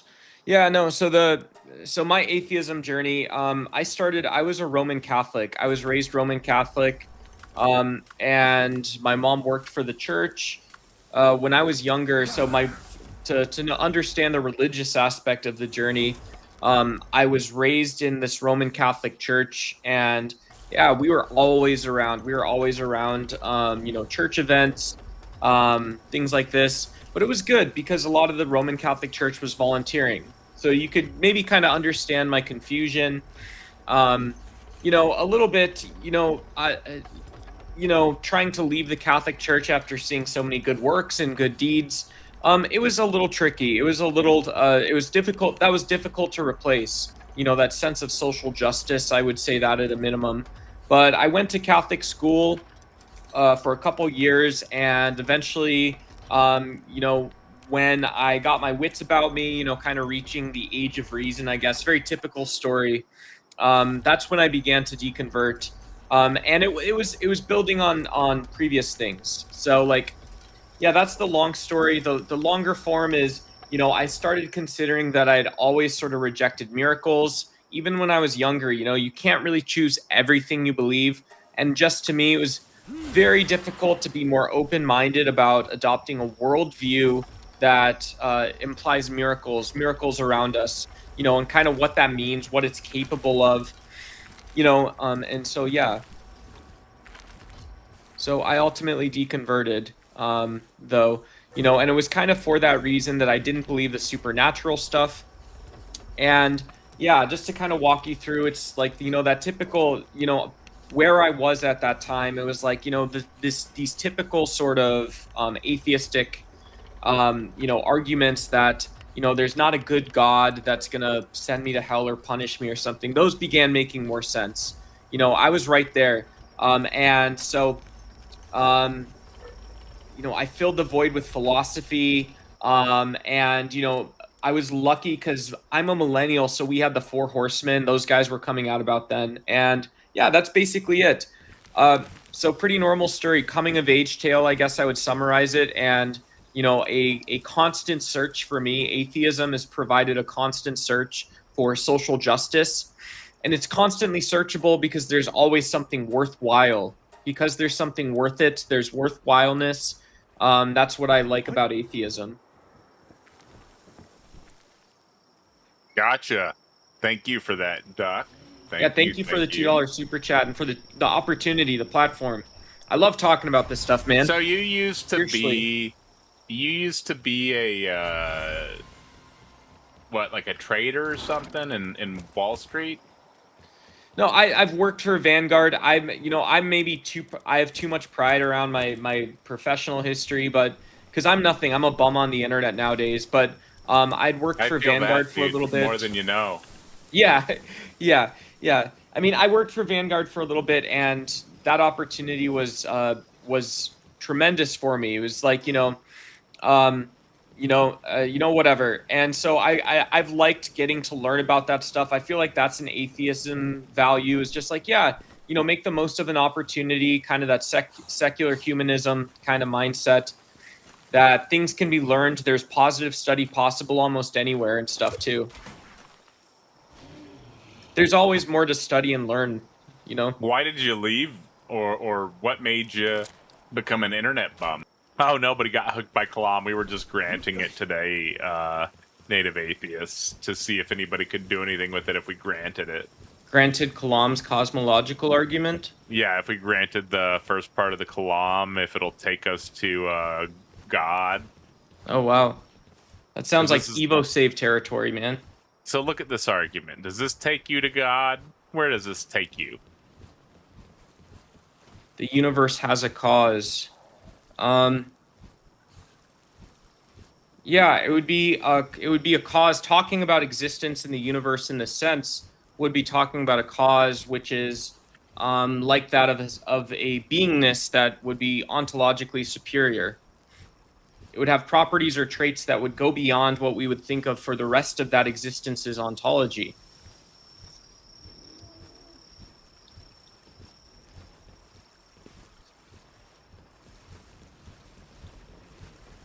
It's basically everything we discussed this week, so it should be a bunch of fun. I think everybody should be excited. Today we had some good discussions on a number of topics related to and around the Kalam. We talked about, they did go a little bit off topic too, but we talked about how even if you did grant the Kalam, it doesn't necessarily take you to a god, right? It could be some type of fundamental substrate. It could be a number of things. Right? I guess it could even be different than the Christian God. It could be God that's not the Christian God, right? Like William Lane Craig was posing. The debate that we watched yesterday was spectacular. I had a ton of fun watching that. I've seen it twice now. It's great. Alex Malpass was sitting there the whole time telling William Lane Craig that he's not thinking about this right, and I thought that was so amazing to see that, because I get really frustrated with apologists. Excuse me, it seemed like he was getting quite frustrated with apologists as well, so that was interesting to see. Duck, what are your thoughts on tonight? I mean, I think it goes back to remembering why distinctions are so important. Just tonight, I mean, my little exchange with Leo, but just the nature of the Kalam and how close it sits to like what asking about reality is like. You know, it almost begs for us to revisit the metaphysical foundation. And so that is my thought, right? My thought is remembering distinctions is so important between things like worldview and a metaphysical system. And yeah, you know, for our own selves, right? We can almost take a bite off of the extremeness of our beliefs and put it into justifications for why our beliefs make sense or why we hold to them. And I think that's really important, but it also prevents like silly games where it's crazy because this one little argument has caused so many problems. You know, the Kalam, you know, we could take it to mean that, well, because you get to ask about something beginning to exist, because you can ask about creation, therefore you end up believing about God. And it shows just how big and powerful those questions are. But in the end, I think it's fruitless. I don't see anything coming from it. Not really. Oh, well, atheists, you should have been hanging out today. We discussed the Kalam some. Basically, we were discussing, like what, like even if we grant the Kalam, where will it take you, right? Because it doesn't seem to take you anywhere, right?